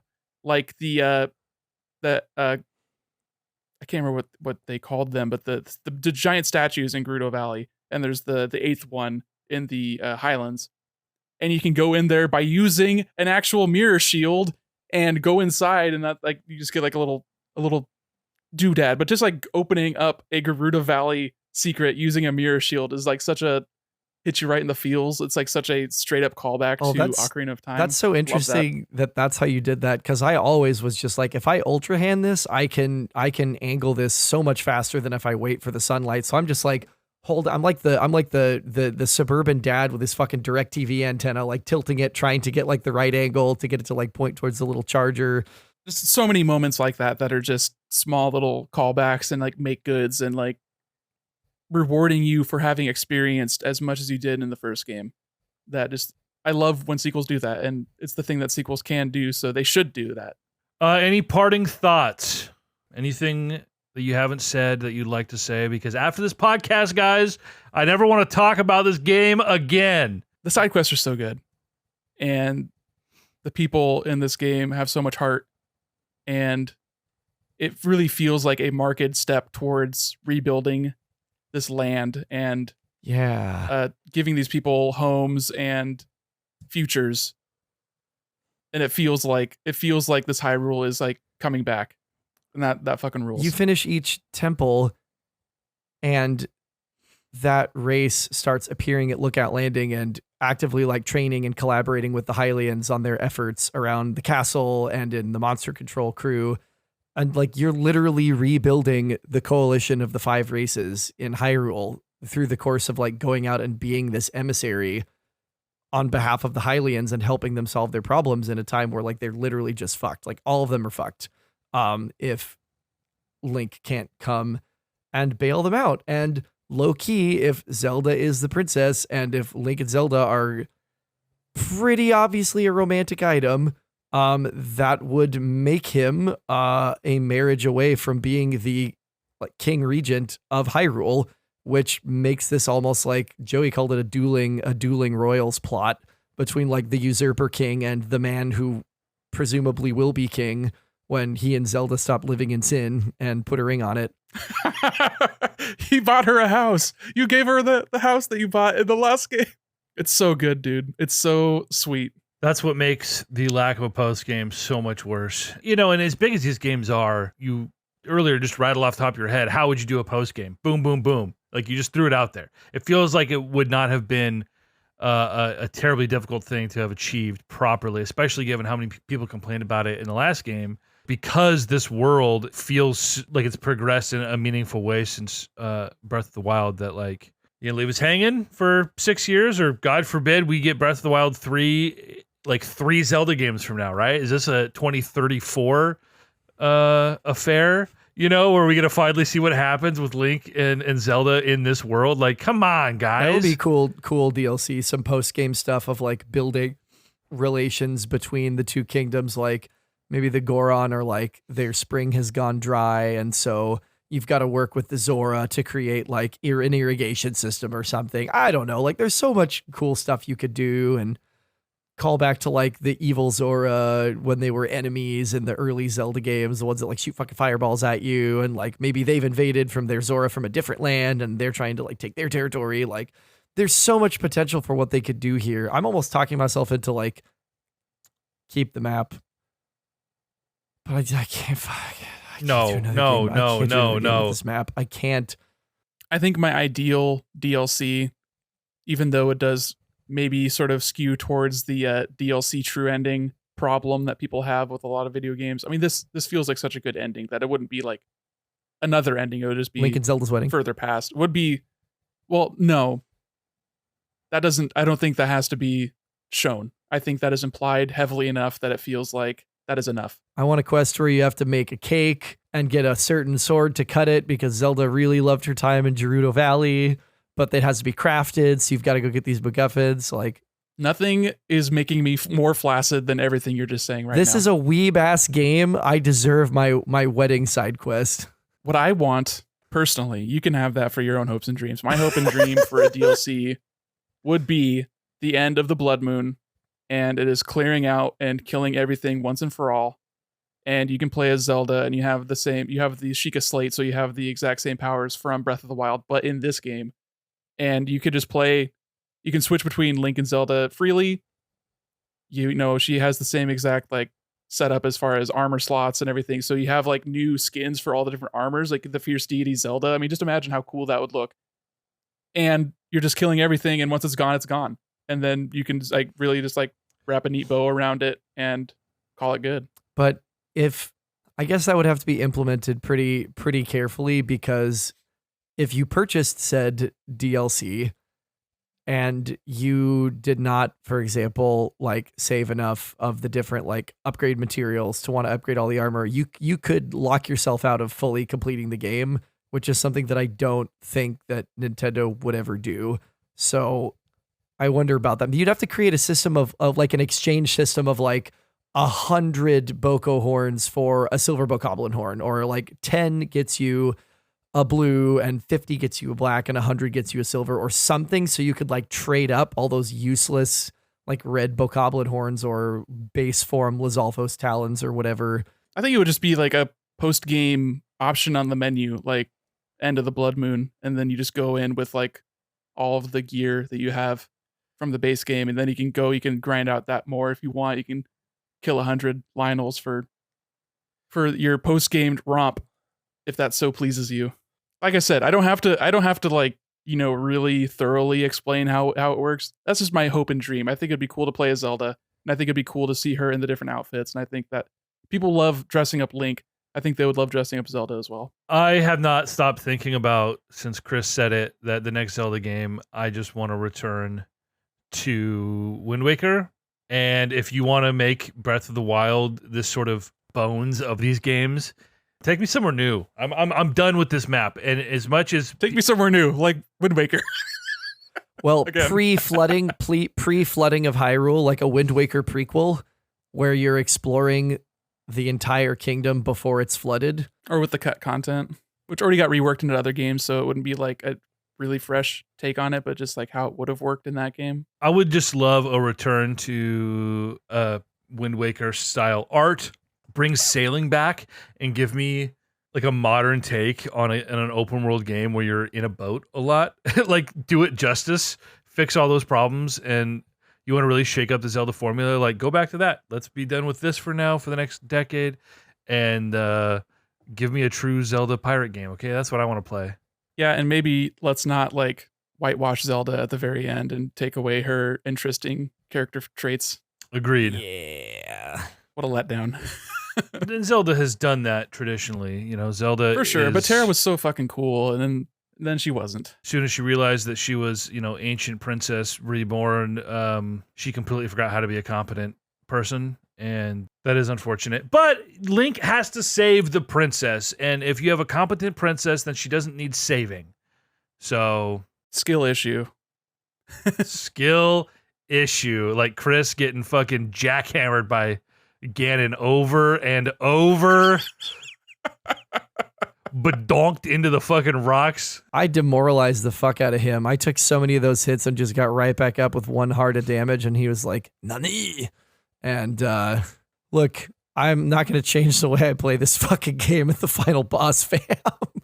I'm just going to beat the shit out of him and take the hits and move on. I was just hoping for like more than just the one parry that you got at the very, very end to finally finish him off. One parry. It was good though. I was happy that you got that one. I tried for some dodges, I honestly did, but I'm just like, I've got to get this done so we can record this podcast. Like, I don't want to learn his patterns. I don't want to figure out the timing. I only did it with the Lionels because I had no choice. You can bait him, so you make him do his perfect dodge, and then you perfect dodge his flurry rush, and then you come back at him, and it's so satisfying. And it's, I tried, Nick. I it's tried great. to learn it in the moment. I really did. I saw you try. Bless you for playing for us. Thank you for giving us that show. Wouldn't have had it any other way. This will be a fun podcast to edit. I have no clue how that's going to come together. It's going to be really cool, man. I think it, even if it just is like, we talk, it's this, and then you add in chunks at the end, or like a truncated chunk of that first section at the end as an add-on, or God forbid if you go nuts on it and like drop a bunch of audio of reactions spliced to when we're talking about them after the fact. Like, it's going to be a really That's cool a lot podcast. of work. Well, yeah, and I'm not expecting you to do that, but this is going to be really neat. Like, we haven't done anything like this before. No, I think we will probably just cut over to Chris, like you said, a truncated version, some of your best reactions, some of the commentary from the Peanut Gallery, Nick and I. Eat it! And then we'll kick back for an outro, and it'll be fun. It'll be fun little 15 minutes to listen to Chris's reaction. I was hoping for an ugly cry, but instead we just got a few understated sniffles. That's okay. Very understated. Chris, did you explore Hyrule Castle sooner than the absolute endgame? And was I right about there being no story spoilers in DJ, Hyrule you Castle? were correct. There were no story spoilers in the castle. And now I've just dove past the light route, and I'm trying to find my way to where I need to be down here exactly, because I'm not really sure where I need to be going. I don't think this is where I need to be going, though. When in doubt, go lower. If you think you can't go lower, you're wrong. Yeah, I'm trying to find more. Maybe it's over here. I'm rocking, oh, here we go. I'm rocking the Fierce Deity armor. Oh, that's embarrassing. Just got yeeted by an electric key. That happened to me too. Oh, here we go. I got torches. I may be beneath you, but nothing is beneath me. I have to pause and kick this Silver Lionel's ass. Dude, I just did a speed run through here. I avoided absolutely. What the fuck is this? Nick, you dog. I'm switching to a sword. I don't want to do this without a shield. Stop. Stop. Come on. Nick discovered the soundboard. This is too good. Oh, Tulin, you beautiful bastard. All right, give me my 81 damage gloom sword. Come on. Yippee-ki-yay, motherfucker. Boy, I have not hit a single one of these flurry rushes. Not one. He's got performance anxiety. It's okay. Just a normal playthrough. I've never played this game in front of another person. Tool and shoot him. Tool and shoot him. So this whole segment that you're going through, Chris, I skipped every encounter. Yeah, you just ran past everything. Ran through everything. I will be doing a lot of running, to be totally honest. I will be doing a lot of running. I definitely fought this Lionel, but then I started skipping past some things after this. And it's not like a lot. There's a good amount of stuff that you can fight if you so choose. I do not so choose. I'm not even going to ride him. I think I could do more damage like this. Ride him, Chris. How great is Riju's ability? It is so freaking useful. I really like the lightning. Oh man, pretty tight. it is awesome. I'll take that bow. I'll take that shield because he just broke one of mine. Does the upgrade just do more damage, or Yeah, is it's all more damage. Yeah, it's universally more damage. I don't think it even changes the cooldown, does it? Nope. Which is stupid, but whatever. Was it just me, or did it seem like if you had Yunobu active, it would affect the flight pattern of your air bike? Oh, it did. And so I started shutting him off. I got sick of it. Or you're just mashing on that button and just shooting him at nothing. I like doing that too. Yes, that gets really old when you have like another 150 Koroks to go. Let's go, Goro. Why'd you do it? Yikogoro! What am I doing? I'm climbing. No, that's one of his lines in English. Oh, yeah. See, Japanese voice language. Okay, here's the ice area. The music in here is terrific. So good. It's amazing. And like the enemy encounter music is really good too. It's just phenomenal down there. I might just put on the soundtrack just to feel the vibes because I can't hear your shit. Oh, we got a cutscene. The power of a sage cannot reach you. They're taking my sages? What? Yeah, get wrecked, bitch. You're fucked. Okay. Nick, when we get to the final set piece, I feel like you and I should just let Chris experience Yes. it completely without us yapping. Oh, no. Actually, Chris, when you get to the final set piece, you should just take your headphones off and Nick and I will just chat because you should just experience it. I don't want to fight these things. They're getting a little too handsy on you, huh? They are. I have like literally 10 Blue 5 Sunday dishes. Oh, man. Please tell me I don't have to open up that rubble. There's a chest in there, but I don't think there's anything of use in there. I just used Junobo's ability to hammer it. I always forget, but I remembered in that moment. Oh yeah, because the sage. Yeah, they took my sages. Forgotten Foundation. Okay, we're getting closer. I'm just going right around you, buddy. I've murdered thousands of your kind. Oh my God. You've committed a soft genocide on those, it's been a hard creatures at this genocide. point. As in There's I have nothing been soft very hard about while I it. did it. Do you Oh have my bombs? God. I think I have bombs.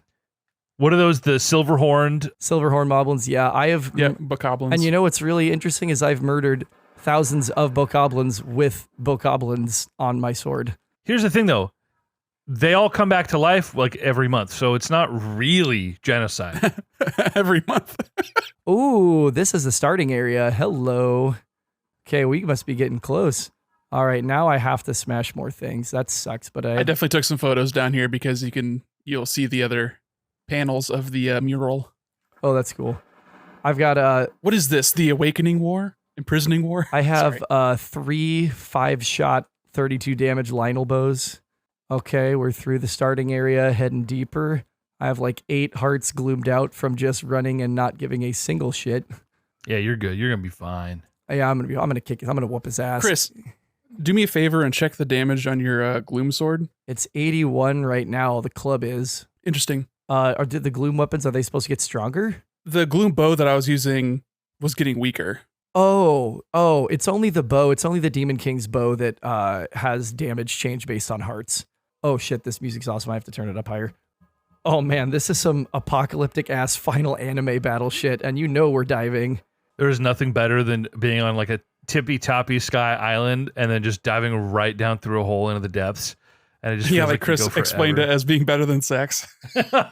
Yeah, and I stand by that, although, no, I stand by it. Oh man, this is awesome. Yeah, let us know how you feel after getting back to Kentucky after 3 long months in Alaska. I wasn't going to say it.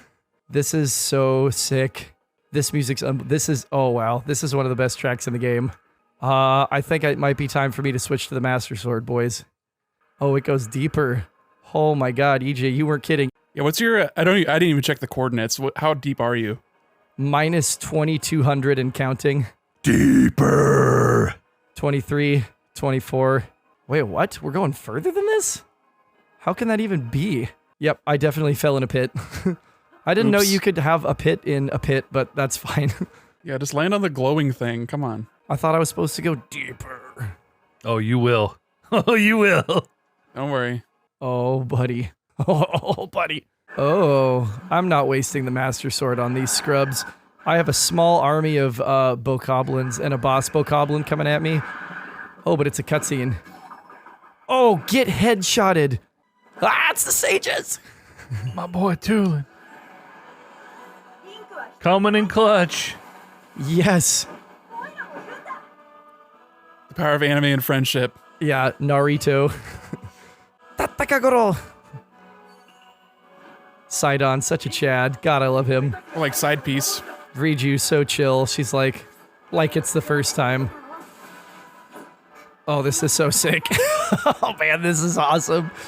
I love Mineru's construct. We'll talk about this later more, I'm sure, but like the fact that you could just like ride her around like a death machine and fuse shit all over her body is amazing. You had to put a fan on her back and just jet ski around. You know why I like Mineru? Is because she's thousands of years old and doesn't have the body of a 12-year-old. Age appropriate waifu. I'm switching to a non Master Sword weapon to cut through the hordes. Oh yeah, waste not, want not. Yeah, I'm saving all my good swords because I want to. Oh, shield, here's Chris so futzing through Play a more, menu. spin to win. let's get Let's a little. go. Let's get a little spear action. No sense in hoarding the really good ones. Oh, you idiot! Don't roar The at me. Demon King's army. The Demon King. Oh, I whiffed that shot. There we go. Oh, this is a gloom spear. I was like, why am I getting gloom damage? What am I doing? You, big guy. Get muddled. Go fight everybody Muddle else. Bud. I'm tired of this, Grandpa. Maybe the real Tears of the Kingdom were the metal buds we made along the way. My tears are all the times I didn't use a muddle bud. All right. This is a sick sequence. It definitely reminded me of the end of Skyward Sword. I really like all of the different like horde sequences. Oh, this is only phase 1. There's still a lot of bar on that Of course, bar. you only fought bokoblins and boss bokoblins. Oh, not the Lizalfos. I'm going to assassinate all of them. I do not fuck with Lizalfos, man. So you've just confounded these fools, and you were literally powdered. going behind each of them and ending their lives swiftly. It works. This game doesn't have to be hard. And there we go. They are dead. All right, what do we got? Last phase then is going to have to be Moblins. If you had stumbled across this area well before you intended to, you would have had to also fight all of the bosses. I did actually know that, and the reason why I knew that is because good old Cody found his way down here and was not done with the temples and got absolutely boss rushed. Dude, the crawling Gibdos are They're nightmare awful. fuel. The sound they make, like the screeching metal on metal, is just terrible. It's terrible.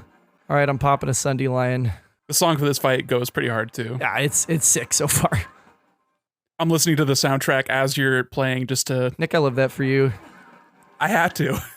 I need some health too. Let's just start eating food that will never get eaten otherwise. 37 apples. Apple. 37 apples.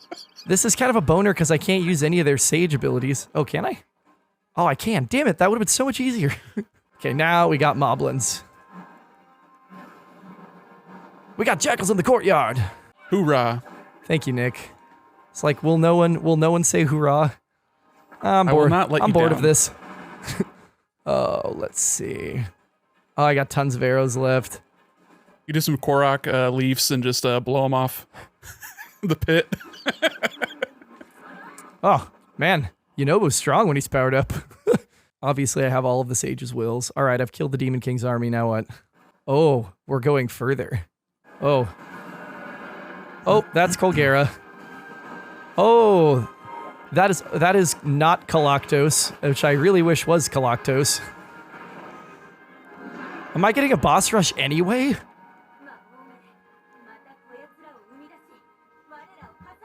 Oh no, this is going to be a classic, we'll hold them off, you go forward situation. Oh, that's so sick. Would you be super annoyed right now if you had to fight all 4 bosses? No, that will be amazing. Oh, God. To me, that's such a cop-out in game design. I like it the way these games do it, where it's like, if you don't fight them in the overworld, you have to fight them for the final encounter. That makes sense to me.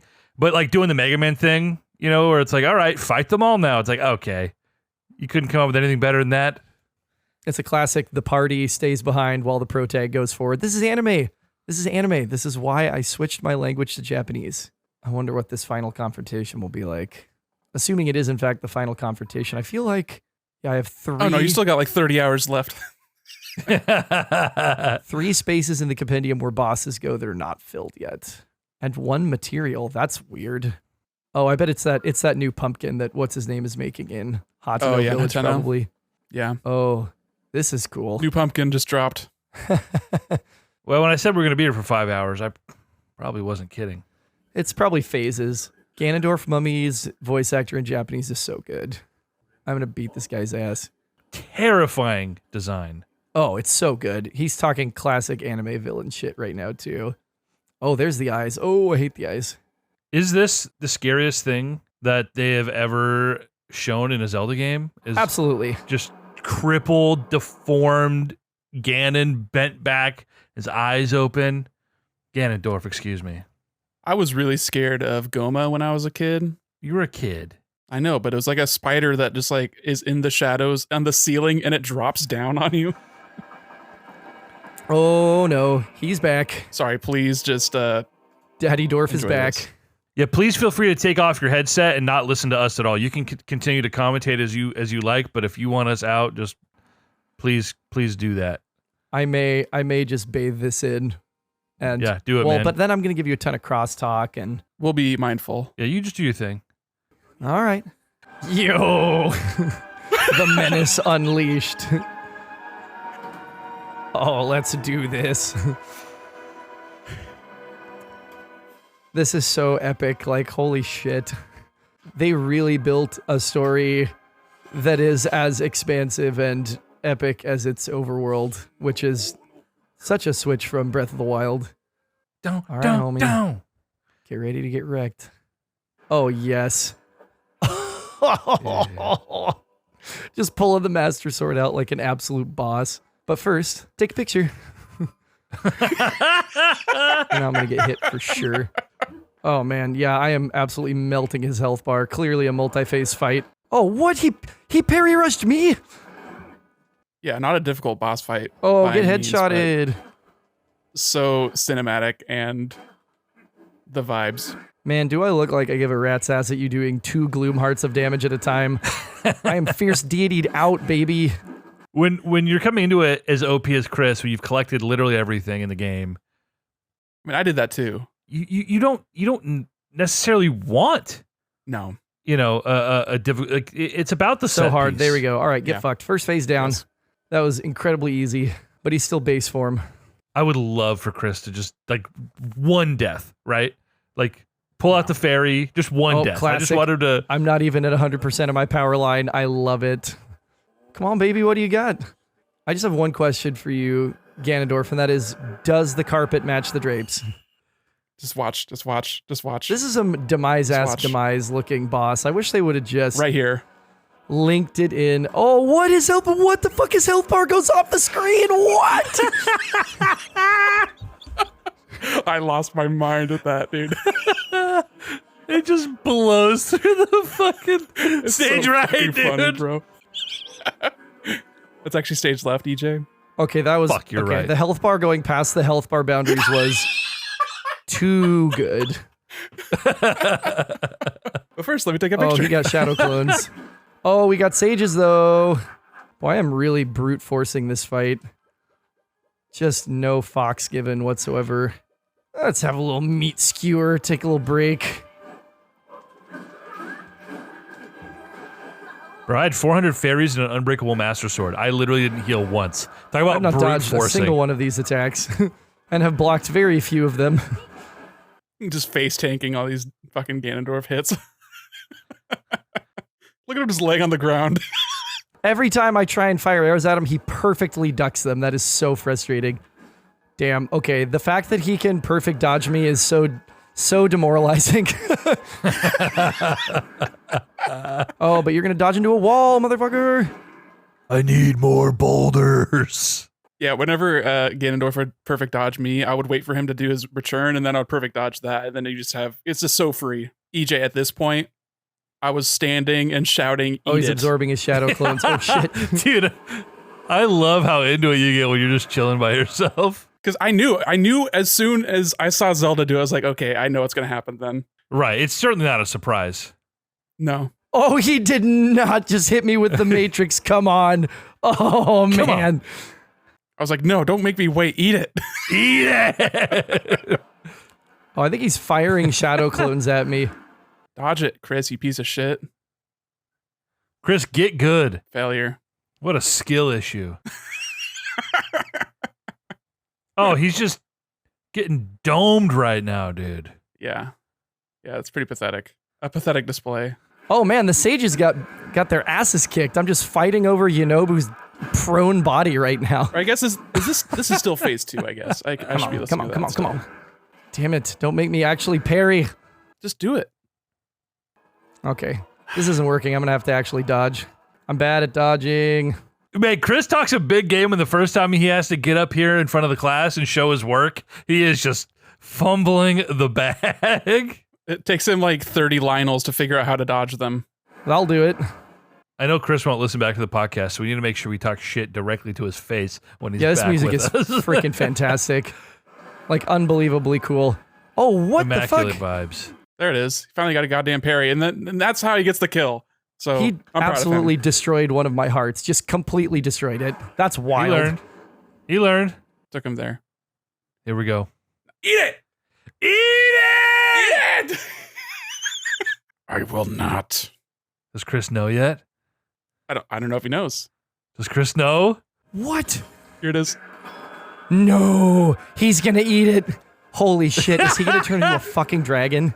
Oh my god, please. I need this so badly. Eat it. Eat it! Oh my god. He's like a kid on Christmas morning. No way. He looks at the camera. Eat it! Oh my god. Oh, holy shit. What the fuck?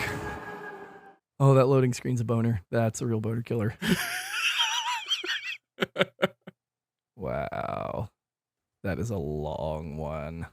Kill all the momentum, dude. Chris is flaccid AF right now. Feels like it shouldn't be taking this long. His Switch froze. Wow, that That'd be was so an funny. astonishingly long loading screen. That's a little embarrassing. This is giant motherfucking dragon. Okay, though. so nope, I'm not gonna do that. I'm just gonna see what happens. I'm not gonna speculate. I'm just gonna stay present. I don't want what I'm imagining to not happen and be disappointed. Chris, just watch. He knows what's gonna happen though. We all knew. Of course. We were all there. DJ, I was going back. This is so cool. Oh, I see pustules. Hello, magical weak points. Oh, I'm in his jaw. That is gnarly. Come on, Linku. Oh, it's happening. It's happening. I wanted it to happen, and it's happening. Zelda Senpai. Oh, man. How about a dragon fight for your final set piece? Oh, just wait, buddy. The saxophone in this part is just Oh, wow. absolutely glorious too. This is so fucking cool. And he has the most horns of all. He is the horniest monster. Present. Oh man, this is going to be so sick. Oh, another loading screen. Guys, come on. This is why we need a proper home console for the next generation. Embarrassing. Keep dreaming. I got to get my picture first. Not going to let me take a picture. Oh, wow. Oh, I am steering Zelda. Oh, I'm driving the dragon. Are you kidding me? Wait, do you control Zelda? I don't think so. I don't think so. Can I walk on Buddy? Probably. I'm sure that I need to blow up all these little pustules. Oh, he is destroying my hearts. God, that sucks. Chris. Master Sword bitch. Master Sword bitch. Just go punch it. Picture. Did he get Compendium it? complete. Did it count? Apparently. Yeah. All right, there's one. Oh, I got yeeted. I absolutely hate Chris's use of the word pustule. Zelda, Because it's too accurate. It's come get he me, used please. it accurately. I didn't like it, though. Mommy, come pick me Oh, up. thanks, baby. Age appropriate love, all right? Hey, that dragon is thousands of years old. But she has the body of a 25-year-old! Oh, wow, this is really cool. For the record. Wait, how many 5-year-olds? You were not kidding. This is an absolutely spectacular set piece. I know Chris likes to bash my takes, but you know when you're Oh, right, you're I right. instinctively just started mashing A to try to get Tulin to beam me over. Oh, I thought I could land on him again. I cannot. It had to be like this too, for like so many reasons. It had to be like this. Up in the sky, involving dragons and the stones. Like, I can't believe I didn't see that coming, frankly. But I'm really glad I didn't because, Jesus. Oh, it is really slow going without Tulin's gust. I think I started like near the tail and worked my way up for the pustules. All right. Pustule number 3. I will say I was disappointed that Zelda had no memory of being a dragon. Man, this is so fucking cool. Just like dark fireballs whizzing around everywhere. Oh, man. I was pretty disappointed with everything after getting Zelda out of the pond. Because right before that was like so emotional. Oh my god, this is unbelievable. Just diving straight for his open mouth. Dodging gloom balls. Oh my god, this game fucks so hard. Just impossibly good. And that is a kill. Oh yes, oh my god, final attack, press Y. Don't look away. I had a... Don't worry about it. I needed to. Such a brutal death scene, just gloom blood shooting out of his forehead. Get fucked, Wind Waker. Oh, yes. Light just pouring out.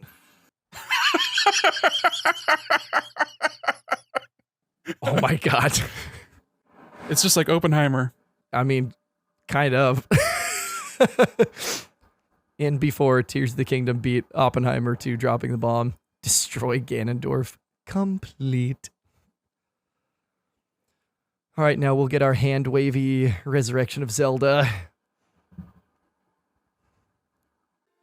Oh, R.I.P. Sonia. It's mommy and daddy. Even Minoru, they just made everyone in this game stupidly attractive. They did that for us. Light is pouring out of the hand.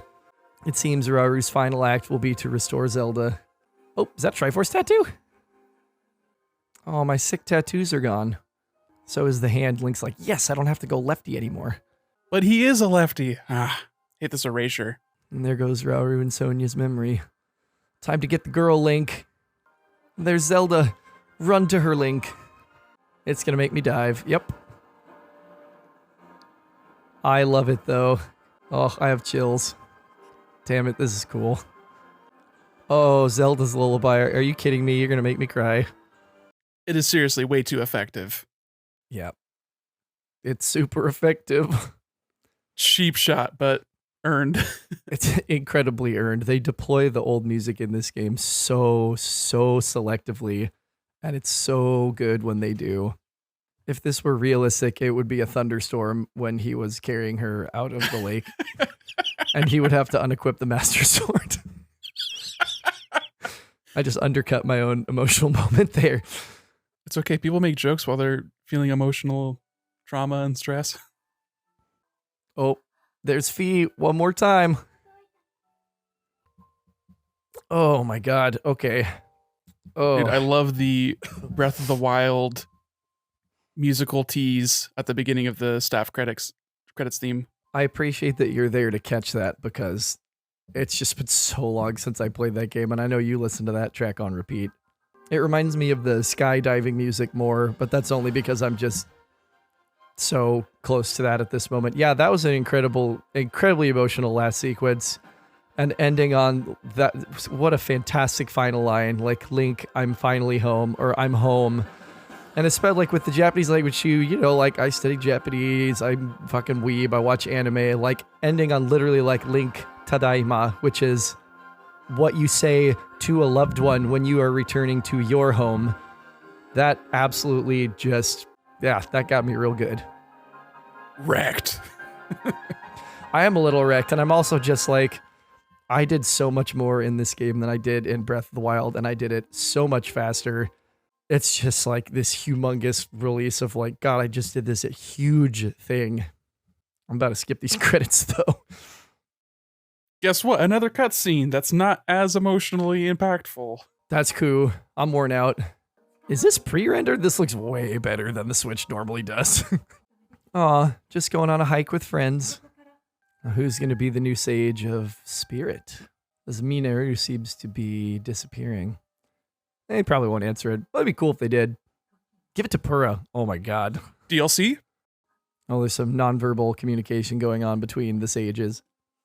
Pura just lurking in the background with the fucking shiny glasses effect. They screwed up the oath. That's adorable. Oh, hitting us with the title theme. Damn it. I would recommend listening to the staff credits music. It's a really good like medley. It goes through all the different town themes and everything. Oh, I love that. If I were on my own, I'd probably just be sitting and ugly crying through the credits by myself. But as it stands in the presence of my podcasting compatriots, I settled for some very classy silent cheek tears. Dead robot. Oh, Legend of Zelda title theme got me again. Let me just say, Chris, congration. You done it. Thank you. Let's see that 100. Oh no, Let's keep I it 100. know. I know there's little stuff I'm missing. Okay, there's Little my star star. by your Yeah, there's the star by my load data. My guess was 95 was my guess. Oh, it's got to be way more than that. Come on. I'm not convinced I did all the side quests. I never looked up a full list of them. I just You did don't all need the to ones. do all side quests. It's just map locations, basically. All right, let's check. 98.43. Oh, what are you missing? I'm sure it's just Tall Grove, Bridge of blah blah blah, little shit like that, where I just air biked over the top of it and didn't buzz it close enough to fill it in. 98.43. How are you gonna complete that? Are you gonna just walk over every inch of Hyrule? No. I'll just scout the map. About to take a picture of that percentage. Send it to Nate the Great. Shout out Chris's buddy Nate. See if I can get a shot of this. I don't know if I can get the whole thing in. Heard that before. I bet you have, you Italian bastard. All right, there's the top. And I'll scroll down and send the bottom. Jesus Christ. Look at Gerudo Desert, just a big old blob missing. Nothing there, just sand and Gibdos. I've been everywhere, man. I've been everywhere, man. Something tells me that 2% might be down there. Probably like blah blah sand dune, blah blah drift. I don't know. I have a website that has a checklist. You got the cave down there. I mean I guess that was a cave technically. The sand, quicksand holes. Why? I know that some of them I don't have is all of the specific altar cave. There's like 12 quicksand holes that all go down to the same location. So I only grabbed one of them for the sake of time. But I have to go back and tag all those. There may be, I don't think there's any caves that I did one side entrance and not the other. I think they all have names too, so I think that counts to the percentage. So those are probably like 0.08% each. Something super stupid low. I mean, each Korok seed is 0.04%. But after you get 1,000 of them, I mean, that's like 40% almost. Are we only talking Zelda today? What else would we talk about that you would want to? Hope to God, because we've got plenty to say, I'm sure. I've said everything I gotta say about Zelda. This is gonna be just you guys. We've talked about Zelda like 3 times on the podcast now. EJ, I dare you to shut up for more than 5 minutes. Wow. Well, this has been the Console Crusade podcast. I hope you've enjoyed listening to Chris squeal joyfully to a game that you cannot see him play. We certainly enjoyed it. So, with that in mind, fellas, just fucking eat it. Eat it! Eat it!